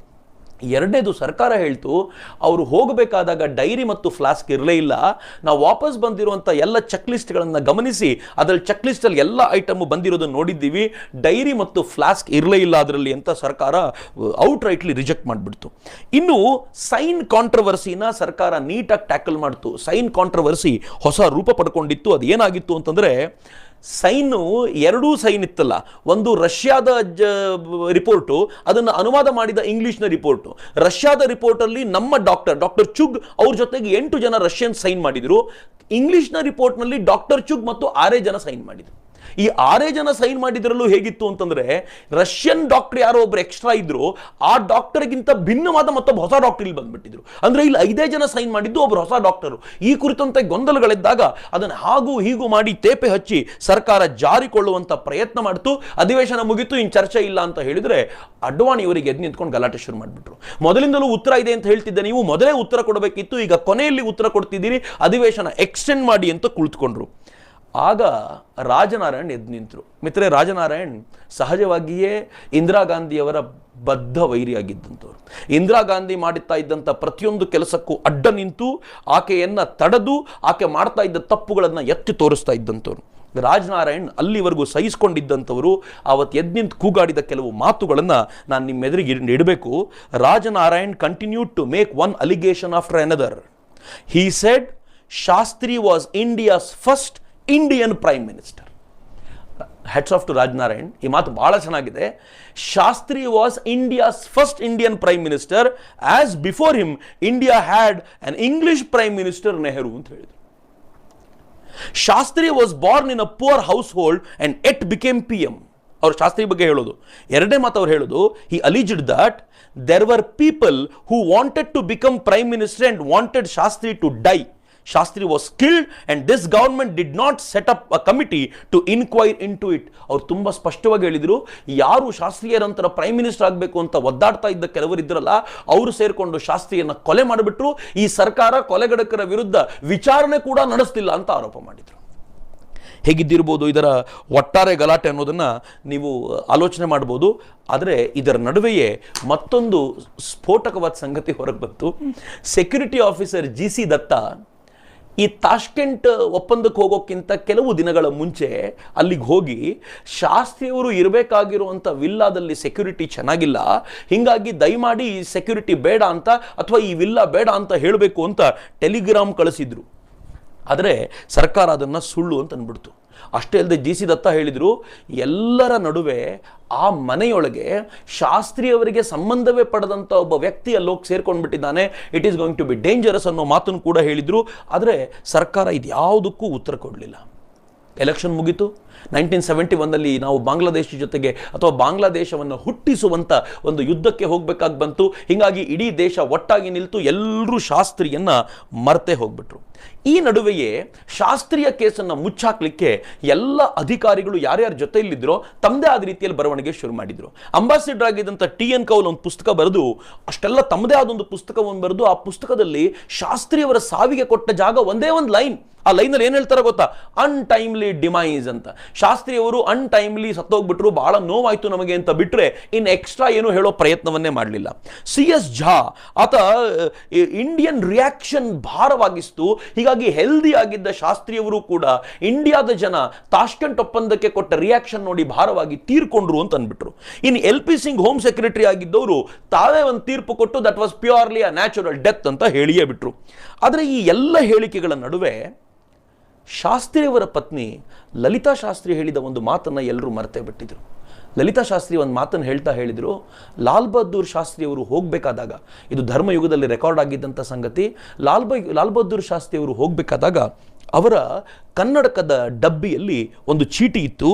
ಆ ಚೀಟಿಯಲ್ಲಿ ಲಾಲ್ ಬಹದ್ದೂರ್ ಶಾಸ್ತ್ರಿಯವರು ಐ ಹ್ಯಾವ್ ಬೀನ್ ಬಿಟ್ರೇಯ್ಡ್ ಅಂತ ಬರೆದಿಟ್ಟಿದ್ರು ಅಂತ. ಮಿತ್ರರೇ, ಈ ಚೀಟಿ ಏನಾಯಿತು ಅನ್ನೋದನ್ನು ಆಮೇಲೆ ತುಂಬ ಬಾರಿ ಚರ್ಚೆ ಮಾಡಿದ್ದಾರೆ. ಈ 1977ರ ಈ ಆಸ್ಪಾಸ್ನಲ್ಲಿ ಒಂದಷ್ಟು ಘಟನೆಗಳನ್ನು ನಡೆದವು. ಯಾವ ಡಾಕ್ಟರ್ RN ಚುಗ್ ಇದ್ರಲ್ಲ, ಒಂದಿನ ಅವರು ತಾನು, ತನ್ನ ಹೆಂಡತಿ, ತನ್ನ ಮಗಳು 4 ಜನ ಕಾರಲ್ಲಿ ಹೋಗ್ತಿರಬೇಕಾದಾಗ ಹಿಂದಿನಿಂದ ಒಂದು ಲಾರಿ ಬಂದು ಡಿಕ್ಕಿ ಹೊಡಿತು. ಡಿಕ್ಕಿ ಹೊಡೆದ ತಕ್ಷಣ ಡ್ರೈವಿಂಗ್ ಸೀಟಲ್ಲಿ ಕೂತಿದ್ದ ಅಥವಾ ಅಲ್ಲೇ ಇದ್ದಂಥ RN ಚುಗ್ ಕೆಳಗೆ ಬಂದು ತನ್ನ ಗಾಡಿಗೆ ಏನಾಗಿದೆ ಅಂತ ನೋಡುವ ವೇಳೆಗೆ ಆ ಲಾರಿ ವಾಪಸ್ ಹಿಂದಕ್ಕೆ ಹೋಗಿ RN ಚುಗ್ ಅವರಿಗೆ ಮತ್ತೊಮ್ಮೆ ಗುದ್ದಿತ್ತು. RN ಚುಗ್ ಅವರು ತೀರ್ಕೊಂಡ್ರು, ಅವ್ರ ಹೆಂಡತಿ ಹೋದ್ರು, ಮಗ ಹೋದ. ಮಗಳು ಪರ್ಮನೆಂಟ್ಲಿ ಕೆಲಸಕ್ಕೆ ಬಾರದವಳ ಥರ ಆಗುವಂಥ ಪರಿಸ್ಥಿತಿಗೆ ಬಂದ್ಬಿಡ್ತು. 1977ನಲ್ಲಿ ಆದ ಈ ಆಕ್ಸಿಡೆಂಟ್ ಕುರಿತಂತೆ ಯಾರೂ ಎನ್ಕ್ವೈರಿ ಮಾಡಲೇ ಇಲ್ಲ. ಯಾವ ಅಡಿಗೆ ಭಟ್ಟ ಇದ್ನಲ್ಲ ಅಥವಾ ಯಾರು ಪರ್ಸನಲ್ ಅಟೆಂಡೆಂಟ್ ನಾ ಹೇಳಿದ್ನಲ್ಲ ರಾಮನಾಥ, ಆತ ಲಾಲ್ ಬಹದ್ದೂರ್ ಶಾಸ್ತ್ರಿಯವರ ಹೆಂಡತಿ ಬಳಿ ಬಂದು ಒಂದು ದಿನ ಕಣ್ಣೀರಾಗ್ತಾ ಹೇಳ್ಕೊಂಡ, ನನ್ನ ತಲೆ ಮೇಲೆ ಒಂದು ಭಾರ ಕೂತಿದೆ, ಅದನ್ನು ಹೇಗಾದರೂ ಸರಿ ಇವತ್ತು ಇಳಿಸ್ಕೊಂಡು ಬಿಡ್ತೀನಿ ನಾನು ಅಂತ. ಲಾಲ್ ಬಹದ್ದೂರ್ ಶಾಸ್ತ್ರಿಯವರನ್ನ ಮನೆಯಿಂದ ಆಚೆ ಬಂದು ಸ್ವಲ್ಪ ದೂರ ಹೋಗ್ತಿದ್ದಂತೆ ಅವನಿಗೊಂದು ಗಾಡಿ ಬಂದು ಗುತ್ತು. ಆತ ಸಾಯಲಿಲ್ಲ, ಬಟ್ ಅವನ ಕೈಕಾಲು ಮುರಿದು ಬಿತ್ತು. ಅದಾದ ನಂತರ ಅವನು ಶಾಸ್ತ್ರಿಯವರ ಕುರಿತಂತೆ ಮಾತಾಡೋದೇ ಬಿಟ್ಟ. ತುಂಬ ಗುಪ್ತವಾದ ಸಂಗತಿಗಳ ಪ್ರಕಾರ, ಇನ್ಫ್ಯಾಕ್ಟ್ ಅನುಜ್ ಧರ್ ಬರೆದಿರುವಂಥ ಅನೇಕ ಡೀಟೇಲ್ಗಳನ್ನು ಒಪ್ಪಿಕೊಳ್ಳೋದಾದರೆ, ಅನುಜ್ ಧರ್ ಹೇಳ್ತಾರೆ, ಲಾಲ್ ಬಹದ್ದೂರ್ ಶಾಸ್ತ್ರಿಯವರ ಪತ್ನಿ ಒಬ್ಬ ವಿಶೇಷವಾದ ಪ್ರಮುಖವಾದ ವ್ಯಕ್ತಿಯೊಬ್ಬರು ಅವ್ರನ್ನ ಮಾತಾಡಿಸ್ಲಿಕ್ಕೆ ಅಂತ ಬಂದ್ರಂತೆ. ಅವರು ಮಾತನಾಡಿಸಿ ಹೋದ ನಂತರ ಯಾವ ಚೀಟಿ ತಮ್ಮ ಬಳಿ ಇದೆ ಅಂತ ಅವ್ರು ಹೇಳ್ಕೊಳ್ತಿದ್ರು, ಆ ಚೀಟಿನ ತಾವೇ ತಿಂದುಬಿಟ್ರು ಅಂತ ಹೇಳ್ತಾರೆ. ಯಾಕೆ ಅಂತ ಕೇಳಿದರೆ, ಲಾಲ್ ಬಹದ್ದೂರ್ ಶಾಸ್ತ್ರಿಯವರಂತೂ ಹೋಗಾಯಿತು, ಇನ್ನು ಉಳಿದಿರೋರ ಬಗ್ಗೆ ತಾನು ಗಮನ ಹರಿಸಬೇಕಾಗಿದೆ ಅಂತ ಆಕೆ ಅನೇಕ ಬಾರಿ ಹೇಳ್ತಿದ್ರು. ಹೃದಯ ಭಾರವಾಗಿತ್ತು ಅಂತ ಅನುಜ್ ಧರ್ ಇದರಲ್ಲಿ ಬರೀತಾರೆ. ಒಂದು ಕಡೆ ಈ ಥರದ ಭಾವುಕವಾದ ಪ್ರಸಂಗವಾದರೆ, ಮತ್ತೊಂದು ಕಡೆ ಒಂದು ಮಿಸ್ಸಿಂಗ್ ಲಿಂಕ್ ಎಲ್ಲರೂ ಮರೆತು ಬಿಟ್ಟಿದ್ರು. ಎಲ್ಲ ಪತ್ರಿಕೆಗಳು ಬೇರೆ ಬೇರೆ ಬೇರೆ ಬೇರೆ ಆ್ಯಂಗಲ್ ನೋಡ್ತಾ ಇದ್ದರೆ ಒಂದು ಆ್ಯಂಗಲ್ ಮಿಸ್ ಆಗಿತ್ತು. ಅದೇನು ಅಂದರೆ, ರಷ್ಯನ್ ಟ್ಯಾಬ್ಲಾಯ್ಡ್ ಕೊಮ್ಸೊಮೊಲ್ಸ್ಕಾಯ ಪ್ರವಾಡ ಅನ್ನುವಂಥ ಆ ಟ್ಯಾಬ್ಲಾಯ್ಡು ತಾನು ಒಂದು ಆ ಸಂದರ್ಭಗಳಲ್ಲೇ ಲಾಲ್ ಬಹದ್ದೂರ್ ಶಾಸ್ತ್ರಿ ಅವರು ತೀರ್ಕೊಂಡ ಹೊತ್ತಲ್ಲೇ ಅದು ಬರೆದಿತ್ತು. ಅಹಮದ್ ಸತಾರೋವ್ ಎನ್ನುವಂಥ ಒಬ್ಬ ಅಡುಗೆ ಭಟ್ಟ, ಆತ ಈ ಇಡೀ ಕಾರ್ಯಕ್ರಮಕ್ಕೆ ಅಡುಗೆಯನ್ನು ಮಾಡಿದವನು. ಅವನನ್ನು ಮತ್ತು ಮೊಹಮ್ಮದ್ ಜಾನ್ ಇಬ್ಬರನ್ನು ರಷ್ಯಾದ KGB ಅಧಿಕಾರಿಗಳು ಲಾಲ್ ಬಹದ್ದೂರ್ ಶಾಸ್ತ್ರಿ ಅವರಿಗೆ ವಿಷ ಉಣಿಸಿದ್ದಾರೆ ಎನ್ನುವುದರ ವಿಚಾರಣೆಗೋಸ್ಕರ ಕರ್ಕೊಂಡೋಗಿ ಅವರನ್ನ ಜೈಲಿಗಟ್ಟಿದ್ರು ಅಂತ ಬರೆದಿದ್ರು. ಅದನ್ನು ಯಾವುದೇ ಪತ್ರಕರ್ತರು ಗಮನಿಸಿಯೇ ಇರಲಿಲ್ಲ. ಆದರೆ 1998ರಲ್ಲಿ ಬಹುಶಃ ಈ ಇಡೀ ಘಟನೆ 1970ರಲ್ಲಿ ಮುಗಿದೋಯ್ತು ಅಂತ ನಾವು ಅನ್ಕೊಂಡ್ರು. 28 ವರ್ಷಗಳ ನಂತರ, ಅಲ್ಲಿವರೆಗೂ ದಿಸ್ ವಾಸ್ ಟೋಟಲಿ ಸೈಲೆನ್ಸ್, ಯಾರು ಮಾತಾಡ್ತಿರಲಿಲ್ಲ ಇದ್ರ ಬಗ್ಗೆ. 1998ರಲ್ಲಿ ದ ಟೆಲಿಗ್ರಾಫ್ ಇದನ್ನ ಟೋಟಲಿ ತೆಗೆದುಕೊಂಡು ವರದಿ ಮಾಡಿ ಆ ಥರದ ಒಬ್ಬ ವ್ಯಕ್ತಿಯನ್ನ ಅವ್ರು ಅರೆಸ್ಟ್ ಮಾಡಿ ಒಳಗೆ ಹಾಕಿದ್ರೆ ರಷ್ಯನ್ಸಿಗೂ ವಿಷಪ್ರಾಶನ ಆಗಿರೋದರ ಅನುಮಾನ ಇದೆ ಆಯ್ತು ಅಂತ ಬರೆದ್ಬಿಡ್ತು. ಅಲ್ಲಿಗೆ ಮತ್ತೊಮ್ಮೆ ಎಲ್ಲ ಗಲಾಟೆಗಳು ಶುರುವಾದವು, ಮತ್ತೊಮ್ಮೆ ಶಾಸ್ತ್ರಿಯವರ ವಿಚಾರದ ಕುರಿತಂತೆ ಚರ್ಚೆ ಶುರುವಾಯಿತು, ಮತ್ತೆ ಎಲ್ಲವನ್ನು ಕ್ಲೋಸ್ ಮಾಡ್ತು. ಮಿತ್ರ, ನಂಗೆ ಗೊತ್ತಿಲ್ಲ, ಇವತ್ತಿಗೂ ನಿಮ್ಮ ಮನೆಗೆ ಹೋಗಿ ಹಳಬರು ಯಾರಾದರೂ ಇದ್ದರೆ ಅವರನ್ನ ಶಾಸ್ತ್ರಿ ಸಾವಿನ ಕುರಿತಂತೆ ಕೇಳಿ ನೋಡಿ. 100% ಅವ್ರು ಹೇಳ್ತಾರೆ ರಷ್ಯಾಕ್ಕೆ ಹೋಗಿದ್ದ ಶಾಸ್ತ್ರಿಯವರಿಗೆ ವಿಷ ಕೊಟ್ಟೆ ಕಳಿಸಲಾಯಿತು ಅಂತ. ಅಂದರೆ ಈ ದೇಶದ ಪ್ರತಿಯೊಬ್ಬರ ಹೃದಯದೊಳಗೂ ಶಾಸ್ತ್ರಿಯವರನ್ನ ವಿಷ ಕೊಟ್ಟು ಕೊಂದಿದ್ದು ಅಂತ ತುಂಬಿ ಹೋಗ್ಬಿಟ್ಟಿದೆ. 2009ರಲ್ಲಿ ಇದೇ ಅನುಜ್ ಧರ್ RTI ಅಪ್ಲಿಕೇಶನ್ ಹಾಕಿ ಶಾಸ್ತ್ರಿಯವರ ಕುರಿತಂತೆ ನಿಮ್ಮ ಹತ್ರ ಏನೇನು ಡೀಟೇಲ್ ಇದೆಯೋ ದಯಮಾಡಿ ಕೊಡಿ ಅಂತ ಸರ್ಕಾರಕ್ಕೆ ಕೇಳ್ಕೊಂಡ್ರೆ ಅವ್ರು ಕೇಳ್ಕೊಂಡಂತ 4-5 ಪ್ರಶ್ನೆಗಳಿಗೆ ಸರ್ಕಾರ ಈ ಪ್ರಶ್ನೆ MEAಗೆ ಸಂಬಂಧಪಟ್ಟಿದ್ದು, ಈ ಪ್ರಶ್ನೆ ಡಿಫೆನ್ಸ್ಗೆ ಸಂಬಂಧಪಟ್ಟಿದ್ದು, ಈ ಪ್ರಶ್ನೆ ಅಂಬಾಸಿಡರ್ಗೆ ಸಂಬಂಧಪಟ್ಟಿದ್ದು, ಮತ್ತು ಇನ್ನೊಂದೆರಡು ವಿಚಾರಗಳನ್ನು ನಾವು ಕೊಡ್ಲಿಕ್ಕೆ ಆಗೋದಿಲ್ಲ. ಯಾಕೆ ಅಂತಂದ್ರೆ ಇದು ದೇಶಗಳ ರಕ್ಷಣೆಯ ಮತ್ತು ಬಾಂಧವ್ಯದ ವಿಚಾರಕ್ಕೆ ಸಂಬಂಧಪಟ್ಟಿದ್ದು, ಹೀಗಾಗಿ ಈ ಮಾಹಿತಿಗಳನ್ನು ಕೊಡ್ಲಿಕ್ಕೆ ಸಾಧ್ಯ ಇಲ್ಲ ಅಂದ್ಬಿಡ್ತು. ಬಿಡ್ಲಿಲ್ಲ ಅನುಜ್ ಧರ್ ಏನು ಮಾಡಿದ್ರು, ಸೆಂಟ್ರಲ್ ಇನ್ಫಾರ್ಮೇಷನ್ ಕಮಿಷನ್ ಜೊತೆಗೆ ಚರ್ಚೆ ಮಾಡಿ ಅವ್ರು ಹೇಳ್ತಾರೆ, ಯಾವ ರಾಷ್ಟ್ರದ ಬಾಂಧವ್ಯ ಮಾತಾಡ್ತಿದ್ದೀವೋ ಆ USSR ಇವತ್ತು ಇಲ್ವೇ ಇಲ್ಲ, ಅದು ಛಿದ್ರವಾಗೋಗಿದೆ. ಹೀಗಾಗಿ ಮಾಹಿತಿನ ಕೊಟ್ಟರೆ ನಷ್ಟ ಆಗೋದೇನಿಲ್ಲ, ಈ ಮಾಹಿತಿ ನೀವು ಕೊಡಬೇಕು ಅಂತ ಅವ್ರು ಕೇಳ್ಕೊಂಡ್ರ ಪರಿಣಾಮವಾಗಿ ಮಾಹಿತಿ ಕೊಡಬೇಕು ಅಂತ ಹೇಳ್ಕೊಳ್ತಾ ಆರ್ಡರ್ ಅಂತೂ ಹೋಯ್ತು, ಆದರೆ ಯಾವ ಮಾಹಿತಿಯೂ ಬರಲಿಲ್ಲ. ಆದರೆ ಆ ವೇಳೆಗೆ ಲಾಲ್ ಬಹದ್ದೂರ್ ಶಾಸ್ತ್ರಿಯವರ ಹಿರಿಯ ಮಗ ಅನಿಲ್ ಶಾಸ್ತ್ರಿ ಕಾಂಗ್ರೆಸ್ನಲ್ಲಿದ್ದಾಗಲೂ ಅವ್ರು ಹೇಳಿದ್ರು, ಶಾಸ್ತ್ರಿಯವರ ಕುರಿತಂತೆ ಈ ಎಲ್ಲ ಫೈಲ್ಗಳನ್ನು ಡಿಕ್ಲಾಸಿಫೈ ಮಾಡಬೇಕು ಅಂತ ಕಾಂಗ್ರೆಸ್ಸಿನವನಾಗಿಯೇ ನಾನು ಒತ್ತಾಯ ಮಾಡ್ತೀನಿ ಅಂತ ಹೇಳಿದ್ರು. ಅಲ್ಲಿಗೆ ನಿಲ್ಲಿಲ್ಲ. ಅನುಜ್ ಧರ್ ಮತ್ತು ವಿವೇಕ್ ಅಗ್ನಿಹೋತ್ರಿ ಇಬ್ರು ಆವತ್ತು ಮೀಡಿಯಾ ಅಡ್ವೈಸರ್ ಆಗಿ ಲಾಲ್ ಬಹದ್ದೂರ್ ಶಾಸ್ತ್ರಿ ಅವ್ರ ಜೊತೆ ಹೋಗಿದ್ದಂತ ಕುಲ್ದೀಪ್ ನಯ್ಯರ್ನ ಮಾತನಾಡ್ಲಿಕ್ಕೆ ಹೋದ್ರು. ಪ್ರಾಬಬ್ಲಿ ಕುಲ್ದೀಪ್ ನಯ್ಯರ್ 90+ ಆಗಿದ್ದಂತ ಟೈಮಲ್ಲಿ ಕುಲ್ದೀಪ್ ನಯ್ಯರ್ ಕೂತ್ಕೊಂಡು ಒಂದು ಗಂಭೀರವಾದ ಮಾತನ್ನು ಹೇಳಿದ್ರು. ಕುಲ್ದೀಪ್ ನಯ್ಯರ್ ಹೇಳಿದ್ರು, ಲಾಲ್ ಬಹದ್ದೂರ್ ಶಾಸ್ತ್ರಿ ತೀರ್ಕೊಂಡಿದ್ದು ಹಾರ್ಟ್ ಅಟ್ಯಾಕ್ ಇಂದಾನೆ, ಅದರ ಅನುಮಾನ ಇಲ್ಲ. ಆದರೆ ಅವರೊಂದು ಸೂಕ್ಷ್ಮವಾದ ಸಂಗತಿ ಹೇಳ್ತಾ, ವಾಪಸ್ ನಾನು ಭಾರತಕ್ಕೆ ಬಂದ ನಂತರ ಅಂಬಾಸಿಡರ್ ಆಗಿದ್ದಂಥ TN ಕೌಲ್, ಆನಂತರ ಸೆಕ್ರೆಟರಿ ಆಗಿ ಆದ್ರವರು, ಅವ್ರು ಹೇಳ್ತಾರೆ, ಆತ ನನಗೆ ಪದೇ 4-6 ಬಾರಿ ಫೋನ್ ಮಾಡಿ ಲಾಲ್ ಬಹದ್ದೂರ್ ಶಾಸ್ತ್ರಿ ಅವ್ರದ್ದು ಸಹಜ ಸಾವು ಅಂತ ನೀವೊಂದು ಹೇಳಿಕೆ ಕೊಡಿ ಅಂತ ನನಗೆ ಹಿಂದೆ ಬಿದ್ದಿದ್ದ, ಯಾಕೆ ಅಂತ ಗೊತ್ತಾಗಲಿಲ್ಲ ಅಂತ. ಇದ್ರ ಹಿಂದೆ ಭಾರಿ ದೊಡ್ಡ ಸಂಗತಿ ಆನಂತರ ಏನು ಅಂತ ನಾವು ಅರ್ಥ ಮಾಡ್ಕೋಬೇಕು. ಮಿತ್ರ, ರಷ್ಯಾದ ಪತ್ರಿಕೆ ಒಂದು ಅದೇ ಸತ್ತಾರೋವನ ಯಾರನ್ನ ಅಲ್ಲಿನ ಪೊಲೀಸರು ಅರೆಸ್ಟ್ ಮಾಡ್ಕೊಂಡಿದ್ರು ಅವನನ್ನು ಇಂಟರ್ವ್ಯೂ ಮಾಡಿ ಆತ ಹೇಳಿದ ಅನೇಕ ದಾಖಲೆಗಳನ್ನು ಬಹಿರಂಗಪಡಿಸಿತು. ಆತ ಹೇಳ್ತಾನೆ, ಫುಡ್ನಲ್ಲಿ ಲಾಲ್ ಬಹದ್ದೂರ್ ಶಾಸ್ತ್ರಿ ಅವರಿಗೆ ವಿಷ ಹಾಕೊಡೋದು ಸಾಧ್ಯವೇ ಇರಲಿಲ್ಲ. ಯಾಕೆಂದ್ರೆ KGBಯ ಏಜೆಂಟ್ಗಳು ಆ ಫುಡ್ನ ಥರೋ ಚೆಕ್ ಮಾಡ್ತಿದ್ರು, ಯಾವ ಕಾರಣಕ್ಕೂ ಫುಡ್ ಪಾಯ್ಸನ್ ಆಗದೆ ಇರೋ ಥರ ನೋಡ್ಕೊಳ್ತಾ ಇದ್ರು ಅಂತ. ಹಾಗಿದ್ಮೇಲೆ ವಿಷ ಎಲ್ಲಿಂದ ಹೋಗಿರ್ಬೋದು? ಲಲಿತಾ ಶಾಸ್ತ್ರಿ ಹೇಳಿದ್ರಲ್ಲ, ಫ್ಲಾಸ್ಕ್ನಲ್ಲಿದ್ದ ನೀರಿನಲ್ಲಿ ಯಾರಾದರೂ ವಿಷ ಹಾಕಿಟ್ಟಿದ್ರಾ? ಆ ಫ್ಲಾಸ್ಕ್ ಅದಕ್ಕೋಸ್ಕರ ಕಾಣೆ ಆಯ್ತಾ? ಪ್ರಶ್ನೆ ಹಾಗೆಯೇ ಪ್ರಶ್ನೆಯಾಗಿ ಉಳಿದು ಬಿಡ್ತು. ಲಾಲ್ ಬಹದ್ದೂರ್ ಶಾಸ್ತ್ರಿಯ ಸಾವಿನಲ್ಲಿ ಬಹಳ ಜನರ ಕೈವಾಡ ಇದೆ ಅಂತ ಅನೇಕ ವರ್ಷಗಳ ಕಾಲ ಈ ದೇಶ ಮಾತಾಡ್ಕೊಳ್ತು. ಯಾರ ಕೈವಾಡ? ಅನೇಕರು ಹೇಳಿದ್ರು CIA, ಅಮೆರಿಕಾದ ಇಂಟೆಲಿಜೆನ್ಸ್ ಏಜೆನ್ಸಿ ಈ ಕೆಲಸ ಮಾಡ್ತು ಅಂತ. ಅಫ್ಕೋರ್ಸ್ ಅಮೆರಿಕಕ್ಕೆ ಭಾರತದ ಬೆಳವಣಿಗೆಯನ್ನು ಕಂಡಾಗ ಯಾವಾಗಲೂ ವಿರೋಧ ಇದೆ. America was previously pro Pakistan ಆಗಿದ್ದಂಥ ರಾಷ್ಟ್ರ. ಹೀಗಾಗಿ ಭಾರತ ಡೆವಲಪ್ ಆಗೋದನ್ನು ಸಹಿಸ್ಲಿಕ್ಕೆ ಸಾಧ್ಯ ಇಲ್ಲ. ಎರಡನೇದು, ಅಮೆರಿಕ ರಷ್ಯಾಕ್ಕೆ ಹತ್ರ ಇತ್ತು ಮತ್ತು ಅಮೆರಿಕ ಮಿಲಿಟರಿಲಿ ಸ್ಟ್ರಾಂಗ್ ಆಗ್ತಾ ಇತ್ತು ಇವರ ಲಾಲ್ ಬಹದ್ದೂರ್ ಶಾಸ್ತ್ರಿಯವರ ಕಾಲಘಟ್ಟದಲ್ಲಿ. ಹೀಗಾಗಿ ಅಮೆರಿಕ ಈ ಕೆಲಸ ಮಾಡಿದ್ದಿರ್ಬೋದಾ ಅನ್ನೋದಕ್ಕೆ ಯಾರೂ ಇಲ್ಲ ಅಂತ ಹೇಳಲಿಕ್ಕಾಗಲ್ಲ. ಆದರೆ ಅನುಜ್ ಧರ್ ಸುಮ್ಮನೆ ಇರದೆ ಏನು ಮಾಡಿದ್ರು, ಅಮೆರಿಕಾದ CIA ಅದು 30 ವರ್ಷಗಳಾದ ನಂತರ ತನ್ನ ಹತ್ರ ಇರುವ ಎಲ್ಲ ಫೈಲ್ಗಳನ್ನು ಡಿಕ್ಲಾಸಿಫೈ ಮಾಡುವಂತ ಅದ್ಭುತವಾದ ಗುಣವನ್ನು ಇಟ್ಕೊಂಡಿದೆ. ನಾವು ಕಳೆದ 70 ವರ್ಷಗಳಲ್ಲಿ ಡಿಕ್ಲಾಸಿಫೈ ಮಾಡಬೇಕು ಅಂದ್ರೆ ಕೋರ್ಟಿಗೆ ಹೋಗಿ ಕೇಳಬೇಕಾದ ಪರಿಸ್ಥಿತಿ ಇರುವಾಗ ಅಮೆರಿಕ ಸರ್ಕಾರ ಅಲ್ಲಿನ CIA ಎಲ್ಲ ಫೈಲ್ಗಳನ್ನು ಡಿಕ್ಲಾಸಿಫೈ ಮಾಡ್ತಾ ಹೋಗ್ತಾರೆ. ಯಾರು ಬೇಕಿದ್ರು ಅಧ್ಯಯನ ಮಾಡಬಹುದು. ಅದರ ಆಧಾರದ ಮೇಲೆ ರಿಕ್ವೆಸ್ಟ್ ಮಾಡಿಕೊಂಡಾಗ 64ರಲ್ಲಿ ಲಾಲ್ ಬಹದ್ದೂರ್ ಶಾಸ್ತ್ರಿ ಅವರ ಕುರಿತಂತೆ ಅಲ್ಲಿನ CIA ಏಜೆಂಟ್ಗಳು ಕಲೆಕ್ಟ್ ಮಾಡಿದ ಮಾಹಿತಿ ಏನಿತ್ತು ಗೊತ್ತಾ? ನೆಹರು ಹೆಲ್ತ್ ವೀಕ್ ಆಗ್ತಾ ಇದೆ, ಹೀಗಾಗಿ ನೆಹರು ಇನ್ನು ಕೆಲಸ ಮಾಡ್ಲಿಕ್ಕೆ ಆಗ್ತಾ ಇಲ್ಲ ಅವರ ಹತ್ರ. ಅವರ ನಂತರದ ಸಕ್ಸೆಸರ್ ಆಗಿ ಯಾರು ಇರ್ತಾರೆ ಅಂತಂದ್ರೆ 99% ಲಾಲ್ ಬಹದ್ದೂರ್ ಶಾಸ್ತ್ರಿನೇ ಇರ್ತಾರೆ.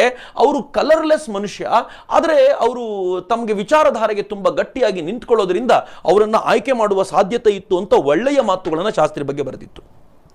ಶಾಸ್ತ್ರಿ ಅವರ 130ನೇ ಅವರ 1 ವರ್ಷದ ಶಾಸ್ತ್ರಿಯವರ ಅಧಿಕಾರಾವಧಿ ಆದ ನಂತರ ಅವರ ಕುರಿತಂತೆ ಹೇಳ್ತಾ ಶಾಸ್ತ್ರಿಯವರ ಅಧಿಕಾರಾವಧಿಯಲ್ಲಿ ನಡೆದಂತ ಒಳ್ಳೆಯ ಕೆಲಸಗಳ ಬಗ್ಗೆ ಏನು ಹೇಳ್ತು ಗೊತ್ತಾ CIE? Shastri as the product of British India, British jails, Indian poverty and the independence movement embodies India's mood and the mood of its ruling party in the immediate post-Nehru period. He is doing a reasonably good job of giving the country the type of leadership it seems to want, and the only type of leadership its ruling party would permit at this time, only 1 year after Nehru. The condition which led to his choice last June, the absence of an alternative candidate acceptable to the party as a whole, remains, and Shastri gives every indication of intending to be more than a mere caretaker prime minister. ಅದು ಹೇಳ್ತು Shastri ಕೇರ್ಟೇಕರ್ prime minister ಆಗಿರ್ತಾರೆ ಅಂತ ಇವರೆಲ್ಲ ಅನ್ಕೊಂಡಿದ್ರು. But ಹಂಗಲ್ಲ, ಅವರು ಅದಕ್ಕಿಂತಲೂ ಅದ್ಭುತವಾಗಿ ಆಡಳಿತ ಒಂದೇ ವರ್ಷದಲ್ಲಿ ಬದಲಾವಣೆ ಮಾಡಿದ್ರು ಅಂತ ಅವ್ರ ಬಗ್ಗೆ ಬರೆದ್ರು. ಅದರ ಅರ್ಥ ಶಾಸ್ತ್ರಿಗೂ ಅಮೆರಿಕಕ್ಕೂ ಬಹಳ ದ್ವೇಷ ಏನಿರಲಿಲ್ಲ. ನನಗೆ ಬಹಳ ಆಶ್ಚರ್ಯ ಆಗಿದ್ದ ಸಂಗತಿ, ಶಾಸ್ತ್ರಿ ಅವರು ತಾಷ್ಕೆಂಟಿಗೆ ಹೋದ ತಕ್ಷಣ ತಾಷ್ಕೆಂಟಿಂದನೇ ಒಂದು ಪತ್ರ ಅಮೆರಿಕದ ಅಧ್ಯಕ್ಷರಿಗೆ ಬರೆದು ಹೇಳಿದರು, ನಿಮ್ಮ ಸಹಕಾರವನ್ನು ಸದಾ ನೆನಪಿಟ್ಕೊಳ್ತೀವಿ, ನಾನು ಮತ್ತು ನನ್ನ ಪತ್ನಿ ಆದಷ್ಟು ಬೇಗ ಅಮೆರಿಕಕ್ಕೆ ಬಂದು ನಿಮ್ಮೆಲ್ಲರನ್ನು ಭೇಟಿ ಮಾಡ್ತೀವಿ ಅಂತ ಒಂದು ಪತ್ರವನ್ನು ಕೂಡ ಅಮೆರಿಕದ ಅಧ್ಯಕ್ಷರಿಗೆ ಬರೆದಿದ್ರು. ಆ್ಯಂಡ್ ಇನ್ಫ್ಯಾಕ್ಟ್ ಅಮೆರಿಕಕ್ಕೆ ಶಾಸ್ತ್ರಿ ಅವರನ್ನು ಕೊಲ್ಲೋದ್ರಿಂದ ಏನು ಪ್ರಾಫಿಟ್ ಇದೆ? ಶಾಸ್ತ್ರಿಯವನ್ನ ಕೊಂದಿದ್ದು ಅಮೆರಿಕ ಅಂತ ಗೊತ್ತಾಗ್ಬಿಟ್ರೆ ಭಾರತ ಪರ್ಮನೆಂಟ್ ವಿರೋಧಿ ಆಗುತ್ತೆ ಎನ್ನುವಂತ ಎಚ್ಚರಿಕೆಯನ್ನು ಇಟ್ಟುಕೊಂಡು ಅದು ಶಾಸ್ತ್ರಿಯನ್ನ ಎಲ್ಲಿ ಕೊಲ್ಲಬೇಕು, ಅವರನ್ನ ರಷ್ಯಾದ ನೆಲದಲ್ಲಿ ಕೊಲ್ಲಬೇಕು, ತನ್ನ ಬದ್ಧ ವೈರಿ ಆಗಿರುವಂತ ರಷ್ಯಾದ ನೆಲದಲ್ಲಿ ಕೊಲ್ಲಬೇಕು. But it was not possible. ಅಷ್ಟು ಸುಲಭವೂ ಆಗಿರುವಂತ ಸಂಗತಿಯಾಗಿರಲಿಲ್ಲ. ಹೀಗಾಗಿ CIA ಮಾಡಿರ್ಬೋದಾ? I am not sure. Soviet hand ಇರ್ಬೋದಾ ಇದರಲ್ಲಿ? ರಷ್ಯಾದ KGB ಕೆಲಸ ಮಾಡಿರ್ಬೋದಾ ಅಂತ ಅನೇಕರು ಕೇಳ್ಕೊಳ್ತಾರೆ. ಇಲ್ಲ ಅಂತ ಹೇಳಲಿಕ್ಕೂ ಸಾಧ್ಯ ಇಲ್ಲ. ಚೈನಾನ ದೂರ ಇಡಬೇಕು, ಚೈನಾನ ಭಾರತ ಮತ್ತು ಪಾಕಿಸ್ತಾನದ ಮೇಲಿನ ಕಂಟ್ರೋಲಿಂದ ಆಚೆ ಇಡಬೇಕು ಎನ್ನುವ ಕಾರಣಕ್ಕೋಸ್ಕರ ರಷ್ಯಾ ಈ ಒಟ್ಟಾರೆ ತಾಷ್ಕೆಂಟ್ ಒಪ್ಪಂದದಲ್ಲಿ ತಾನು ಕೈ ಹಾಕಿತ್ತು ಅಂತ. ಜಾಗತಿಕ ಮಟ್ಟದಲ್ಲಿ ಜನರನ್ನು ಒಂದು ಮಾಡಬಲ್ಲಂತ ಸಾಮರ್ಥ್ಯ ತನಗಿದೆ, ಅಮೆರಿಕಕ್ಕೆ ಮಾತ್ರ ಅಲ್ಲ ಅಂತ ತೋರಿಸಿಕೊಳ್ಳುವ ಪ್ರಯತ್ನ 100% ಅದಕ್ಕಿತ್ತು. ಮತ್ತು ಮೂರನೇ ಸಂಗತಿ ಬಹಳ ಜನರಿಗೆ ಗೊತ್ತಿಲ್ಲದೆ ಇರೋದು ಏನು ಅಂತಂದ್ರೆ, ಒಟ್ಟು 7 ದಿನಗಳ ಕಾಲ ತಾಷ್ಕೆಂಟ್ನಲ್ಲಿ ಬಹುಶಃ ಇಬ್ಬರು ಅಯೂಬ್ ಖಾನ್ ಮತ್ತು ಲಾಲ್ ಬಹದ್ದೂರ್ ಶಾಸ್ತ್ರಿ ಇದ್ರು. ಮೊದಲ 5-6 ದಿನಗಳ ಕಾಲ ಕಿತ್ತಾಟ ನಡೆದಿತ್ತು. ಕೊನೆ ದಿನ ಪ್ರಾಬಬ್ಲಿ ಆನ್ ಜನವರಿ 10th ಈ ಎಲ್ಲವನ್ನು ಬಿಟ್ಟು ನಾವು ಹೊರಡಬೇಕು ಅಂತ ನಿಶ್ಚಯವೂ ಮಾಡಿಯಾಗಿತ್ತು. ಹೀಗಾಗಿ ಭಾರತದಿಂದ ಹೋದ ಅಧಿಕಾರಿಗಳೆಲ್ಲ ಅಲ್ಲಿ ರಷ್ಯಾದಲ್ಲಿ ರಸ್ತೆಗಳಲ್ಲಿ ತಿರುಗಾಡ್ತಾ ಅಲ್ಲಿ ಶಾಪಿಂಗ್ ಮಾಡ್ತಾ ಕಾಲ ಕಳಿತಿರುವಾಗ ಮಧ್ಯದಲ್ಲೇ ಯಾರೋ ಒಬ್ಬರು ಬಂದು ಶಾಪಿಂಗ್ ಮಾಡೋದನ್ನು ನಿಲ್ಲಿಸಿ, ಈಗ ಸೈನ್ಗೆ ಎಲ್ಲರೂ ತಯಾರಾಗಿದ್ದಾರೆ ಬನ್ನಿ ಅಂತ ಎಲ್ಲರೂ ಶಾಕ್ ಆಗ್ಬಿಟ್ಟಿದ್ರು. ಈ ಹೊತ್ತಲ್ಲೇ ರಷ್ಯಾದ ಅಧ್ಯಕ್ಷ ಅಲ್ಲಿಗೆ ಹೋಗಿ ಇವರಿಬ್ಬರನ್ನು ಹೋಲಿಸಿದ್ರು. ವಿಶೇಷವಾಗಿ ಲಾಲ್ ಬಹದ್ದೂರ್ ಶಾಸ್ತ್ರಿ ಅವರ ಮೇಲೆ ಏನಾದರೂ ಪ್ರೆಷರ್ ಹಾಕಿದ್ರಾ? ನೋ ಒನ್ ಹ್ಯಾಸ್ ಐಡಿಯಾ ಏನಾಯಿತು ಅಂತ ಲಾಲ್ ಬಹದ್ದೂರ್ ಶಾಸ್ತ್ರಿ ಅವರೇ ಹೇಳಬೇಕಿತ್ತು. ಆದರೆ ಅಷ್ಟೊತ್ತಿಗೆ ಒಪ್ಪಿಕೊಂಡಂಥ ಲಾಲ್ ಬಹದ್ದೂರ್ ಶಾಸ್ತ್ರಿ ಒಪ್ಪಂದದಲ್ಲಿ ಮುಂದೆ ಕೂತ್ಕೊಂಡ್ರು. ಬಹುಶಃ ಲಾಲ್ ಬಹದ್ದೂರ್ ಶಾಸ್ತ್ರಿ ಕೊನೆಯದಾಗಿ ಚೀಟಿಯಲ್ಲಿ ಬರೆದಿಟ್ರಲ್ಲ, ಅವರೆಲ್ಲ ಸೇರಿ ನನಗೆ ಮೋಸ ಮಾಡಿದ್ರು ಅಂತ, ಅದರಲ್ಲಿ ಯಾವ ಮೋಸ ಅಡಗಿತ್ತು ಅಂತ ಹುಡುಕಾಡೋದು ಭಾಳ ಕಷ್ಟ. ಆದರೆ ಒಂದೇ ಒಂದು ಇರೋದೇನು ಅಂದರೆ, ರಷ್ಯಾ ತನ್ನ ಆಪ್ತ ಮಿತ್ರನಾಗಿರುವಂಥ ದೇಶವೊಂದರಿಂದ ತಾನು ತನ್ನೆಡೆಗೆ ತನ್ನದೇ ದೇಶಕ್ಕೆ ಆ ಪ್ರಧಾನಮಂತ್ರಿಯನ್ನು ಕರೆಸ್ಕೊಂಡು ತನ್ನದೇ ದೇಶದಲ್ಲಿ ಸಾಯಿಸಬಹುದಾ? ಈ ಪ್ರಶ್ನೆಗೆ ಉತ್ತರ ಸಿಗಲ್ಲ. ಇದು ಪಾಯಿಂಟ್ 1. ಎರಡನೇದು, ಈ ರೀತಿ ಅವರು ತೀರ್ಕೊಂಡ ನಂತರ ಅದೇ ರಷ್ಯಾ ಇಬ್ಬರೂ ಅಡುಗೆ ಭಟ್ರನ್ನ ಕರ್ಕೊಂಡೋಗಿ ಜೈಲಿಗೆ ತಳ್ಳಿ ಅಡುಗೆ ಮಾಡಿದ್ದು ನೀವು ಏನು ಮಾಡಿದ್ದೀರಿ ಅಂತ ವಿಚಾರಣೆಗೆ ಒಳಪಡಿಸ್ತಲ್ಲ. ಇದರ ಹಿಂದೆ ಏನು ನಡೀತಾ ಇದೆ? ಈ ಪ್ರಶ್ನೆಗೂ ಉತ್ತರ ಇಲ್ಲ. ಎಲ್ಲಕ್ಕೂ ಆಶ್ಚರ್ಯಕರ ಸಂಗತಿ ಏನು ಅಂತಂದ್ರೆ, KGB ಆನಂತರದ ದಿನಗಳಲ್ಲಿ ರಷ್ಯಾದ ಸ್ಪೈ ಏಜೆನ್ಸಿ ಒಂದು ರಿಪೋರ್ಟ್ ಅನ್ನು ಕೊಟ್ಟು, ಆ ರಿಪೋರ್ಟ್ ಅಲ್ಲಿ ಏನು ಹೇಳ್ತು ಅಂತಂದ್ರೆ, ಶಾಸ್ತ್ರೀಜಿಯವರ ಎಲ್ಲ ಚಲನವಲನದ ಬಗ್ಗೆ ನಾವು ಮಾಹಿತಿ ಇಟ್ಕೊಂಡಿದ್ವಿ. ನಾವು ಬಗ್ಸ್ ಅಂತಂದ್ರೆ ಬೇಕಾಗಿರುವಂತ ಎಲ್ಲ ವಿಚಾರಗಳನ್ನ ಕೇಳಲಿಕ್ಕೆ ಅಂತ ರೂಮುಗಳಲ್ಲೂ ಮೈಕ್ರೋಫೋನ್ ಇಟ್ಟಿದ್ವಿ. ಶಾಸ್ತ್ರಿಜಿ ಅವರಿಗೆ ಎದೆನೋ ಬಂದಾಗ ನಮ್ಗೆ ಗೊತ್ತಾಗ್ತಿತ್ತು, ಬಟ್ ನಾವು ಹೇಳಲಿಕ್ಕೆ ಆಗ್ತಿರ್ಲಿಲ್ಲ. ಯಾಕೆ ಅಂತಂದ್ರೆ, ನಾವು ಹೇಳಿದ್ರೆ ಈ ಬಗ್ಸ್ ಇಟ್ಟಿದ್ದೀವಿ ಅಂತ ಗೊತ್ತಾಗುತ್ತೆ ಅಂತ ಸುಮ್ಮನಾಗಿದ್ವಿ ಅಂತ ಒಂದು ಸ್ಫೋಟಕವಾದ ಸಂಗತಿ ಹೇಳಿದ್ರು. ಅಂದ್ರೆ ರಷ್ಯಾದ KGB ಶಾಸ್ತ್ರಿ ಅವರನ್ನ ಹತ್ತಿರದಿಂದ ಗಮನಿಸ್ತಾ ಇತ್ತು. ಹೀಗಾಗಿ ಹತ್ತಿರದಿಂದ ಗಮನಿಸುವಂತ ವ್ಯಕ್ತಿಗಳು ಕೊಲೆಯೇ ಮಾಡಬೇಕಾ? No idea. ಆದರೆ ರಷ್ಯಾ ನಂಬಲಿಕ್ಕಾಗಲ್ಲ. ರಷ್ಯಾದ ಜನ, ರಷ್ಯಾದ KGB ಏಜೆಂಟ್ಗಳು ಭಾರತದಲ್ಲೂ ಇರ್ತಾರೆ, ಇಲ್ಲೂ ಯಾರನ್ನು ಬೇಕಿದ್ರು ಕೊಲೆ ಮಾಡಬಲ್ಲರು ಅಂತ ಅವತ್ತಿನ ದಿನಗಳಲ್ಲಿ ಪ್ರಖ್ಯಾತವಾಗಿತ್ತು. ಅವರ ಸಾಮರ್ಥ್ಯ ಹೇಗಿತ್ತು ಅಂತಂದರೆ, ವಿಷದ ವೇಫರ್ನ ಮುಖದ ಮೇಲೆ ಬಿಟ್ಟು ಅದು ಒಳಗೆ ಹೋಗಿ ನೀವು ಇನ್ಹೇಲ್ ಮಾಡಿದ ತಕ್ಷಣ ಹೃದಯವನ್ನು ಚೋಕ್ ಮಾಡಿ ಮೆದುಳಿಗೆ ಹೋಗೋ ರಕ್ತವನ್ನು 1.5 ನಿಮಿಷದಲ್ಲಿ ನಿಲ್ಲಿಸಿ ಸಾಯುವಂತೆ ಮಾಡ್ತಿತ್ತು. 5 ನಿಮಿಷದಲ್ಲಿ ನೀವು ಕೊಟ್ಟಂಥ ವಿಷದ ಲವಲೇಶವು ಗೊತ್ತಾಗದೇ ಇರುವಂತೆ, ನೀವು ವ್ಯಕ್ತಿಯನ್ನು ಪೋಸ್ಟ್ ಮಾರ್ಟಮ್ ಮಾಡಿದ್ರು ಗುರುತು ಸಿಗದೇ ಇರುವಂತೆ ಮಾಡುವ ಸಾಮರ್ಥ್ಯ ರಷ್ಯಾದ KGBಗಿತ್ತು ಅಂತ ಎಲ್ರಿಗೂ ಗೊತ್ತಿತ್ತು. ಹೀಗಾಗಿ ರಷ್ಯಾದ ಲಿಂಕ್ ಅನ್ನು ಅಲ್ಲಗಳೆಯಲಿಕ್ಕೆ ಸಾಧ್ಯ ಇಲ್ಲ. ಆದರೆ ರಷ್ಯಾದಲ್ಲಿ ತನ್ನ ದೇಶಕ್ಕೆ ಕರೆಸ್ಕೊಂಡು ಸಾಯಿಸ್ಬೋದು ಎನ್ನುವುದನ್ನು ಬಹುಶಃ ಯಾರೂ ಒಪ್ಕೊಳ್ಳಿಕ್ಕೆ ಸಾಧ್ಯ ಇಲ್ಲ. I am not sure. ಆದರೆ ಲಲಿತಾ ಶಾಸ್ತ್ರಿ ಕೂಡ ಈ ಮಾತನ್ನು ಹೇಳ್ತಾರೆ, ರಷ್ಯಾದ ಅಧ್ಯಕ್ಷರು ಬಹಳ ಒಳ್ಳೆಯವರು, ಈ ಥರದ ಕೆಲಸವನ್ನು ಮಾಡಲಿಕ್ಕಿಲ್ಲ ಅಂತ. ಇನ್ನು ಉಳಿದಿದ್ದು ಒಂದೇ ಒಂದು ಲಿಂಕ್, ಭಾರತದವರೇ ಮಾಡಿರ್ಬೋದಾ? ಈ ಪ್ರಶ್ನೆಗೆ ನಾವು ಉತ್ತರ ಹುಡುಕಲೇಬೇಕಾಗಿದೆ. ರಷ್ಯಾ TN ಕೌಲ್ರನ್ನ ಕಾಂಟ್ಯಾಕ್ಟ್ ಮಾಡಿ, ಅಂಬಾಸಿಡರ್ನ ಕಾಂಟ್ಯಾಕ್ಟ್ ಮಾಡಿ, ಲಾಲ್ ಬಹದ್ದೂರ್ ಶಾಸ್ತ್ರಿ ಅವರದು ನಾವು ಪೋಸ್ಟ್ ಮಾರ್ಟಮ್ ಮಾಡಬೇಕು, ನೀವು ಅನುಮತಿ ಕೊಡಿ ಅಂತ ಕೇಳಿದಾಗ TN ಕೌಲ್ ಪೋಸ್ಟ್ ಮಾರ್ಟಮ್ ಮಾಡೋದು ಬೇಡ ಅಂತ ಹೇಳಿದರು. ಅದಾದ್ಮೇಲೆ ಇದೇ TN ಕೌಲ್ ಕುಲ್ದೀಪ್ ನಯ್ಯರ್ರಿಗೆ ಫೋನ್ ಮಾಡಿ, ನೀವು ಇದರಲ್ಲಿ ಯಾವುದೇ ಕೈವಾಡ ಇಲ್ಲ ಅಂತ ಹೇಳಿಕೆ ಕೊಡಿ ಅಂತ ದುಂಬಾಲು ಬಿದ್ದಿದ್ರು. ಏನಾಗಿದ್ರೆ ಕ್ವೆಶ್ಚನ್ ಮಾರ್ಕು. ಇವೆಲ್ಲಕ್ಕಿಂತಲೂ ಮುಖ್ಯವಾಗಿ ರಾಜನಾರಾಯಣ್ ಒಂದು ಮಾತು ಹೇಳ್ತಾರಲ್ಲ, ಯಾರೋ ಒಬ್ಬರು ಮುಂದೆ ಪ್ರಧಾನಿ ಆಗಬೇಕು ಅಂತಿದ್ರು, ಅವರು ಈ ಹತ್ಯೆ ಮಾಡಿಸಿದ್ರು, ಅದಕ್ಕೆ ವಿಚಾರಣೆ ನಡೀಲೇ ಇಲ್ಲ ಅಂತ. ಹಾಗಿದ್ಮೇಲೆ ಯಾರು? ಸುಮ್ಮನೆ ಒಂದು ಆಲೋಚನೆಗೆ ತರೋದಾದ್ರೆ ಆನಂತರ ಪ್ರಧಾನಿಯಾಗಿದ್ದು ಇಂದಿರಾ ಕುರಿತಂತೆ ರಾಜನಾರಾಯಣ್ ಮಾತಾಡ್ತಾ ಅವ್ರು ಹೇಳ್ತಾರೆ, ಇಂದಿರಾ ಗಾಂಧಿ ಒಂದ್ಸಲ ಮಾತನಾಡ್ತಾ ಹೇಳಿದ್ರು, ವಾ ಹಮಾರೆ ಘರ್ ಕಾ ನೌಕರ್ ಥಾ ಪ್ರಧಾನಮಂತ್ರಿ ಬನ್ ಗಯಾ ಔರ್ ಮೇ ಐಸಿ ಹೀ ಹೂಂ. ಆತ ನಮ್ಮ ಮನೆಯ ನೌಕರನಾಗಿದ್ದನು, ಪ್ರಧಾನಮಂತ್ರಿ ಆಗ್ಬಿಟ್ಟ, ಆದರೆ ನಾನು ಇನ್ನೂ ಹೀಗೆ ಇದ್ದೀನಲ್ಲ ಅಂತ ಸಂಸತ್ನಲ್ಲಿ ಈ ಮಾತನ್ನ ರಾಜನಾರಾಯಣ್ ಉಲ್ಲೇಖ ಮಾಡಿದ್ದು ಅಷ್ಟೇ ಅಲ್ಲ, ಎಲ್ಲಿವರೆಗೂ ಲಾಲ್ ಬಹದ್ದೂರ್ ಶಾಸ್ತ್ರಿ ಅವರಿಗೂ ಬೇಸರ ಇತ್ತು ಅಂತಂದ್ರೆ ಅವರೊಂದ್ಸಲ ತಮ್ಮ ಆಪ್ತರ ಜೊತೆ ಮಾತಾಡ್ತಾ ಹೇಳ್ಕೊಳ್ತಿದ್ರಂತೆ, ನಾನು ರಾಜಕೀಯ ನಿವೃತ್ತಿ ತಗೋಬೇಕು ಅಂತಿದ್ದೀನಿ, ಯಾಕೆಂದ್ರೆ ಜವಾಹರ್ಲಾಲ್ ನೆಹರು ತಮ್ಮ ನಂತರದ ಸ್ಥಾನ ಇಂದಿರಾ ಗಾಂಧಿದು ಅಂತ ಹೇಳಲಿಕ್ಕೆ ಹೊರಟಿದ್ದಾರೆ, ಯಾವ ದುರವಸ್ಥೆ ಇದು, ಹೀಗಾಗಿ ನನಗೆ ರಾಜಕೀಯದ ಸಹವಾಸವೇ ಬೇಡ ಅಂತ ಎಲ್ಲೋ ಒಂದು ಕಡೆ ಸಣ್ಣ ಗೊಂದಲಗಳಿದ್ವು.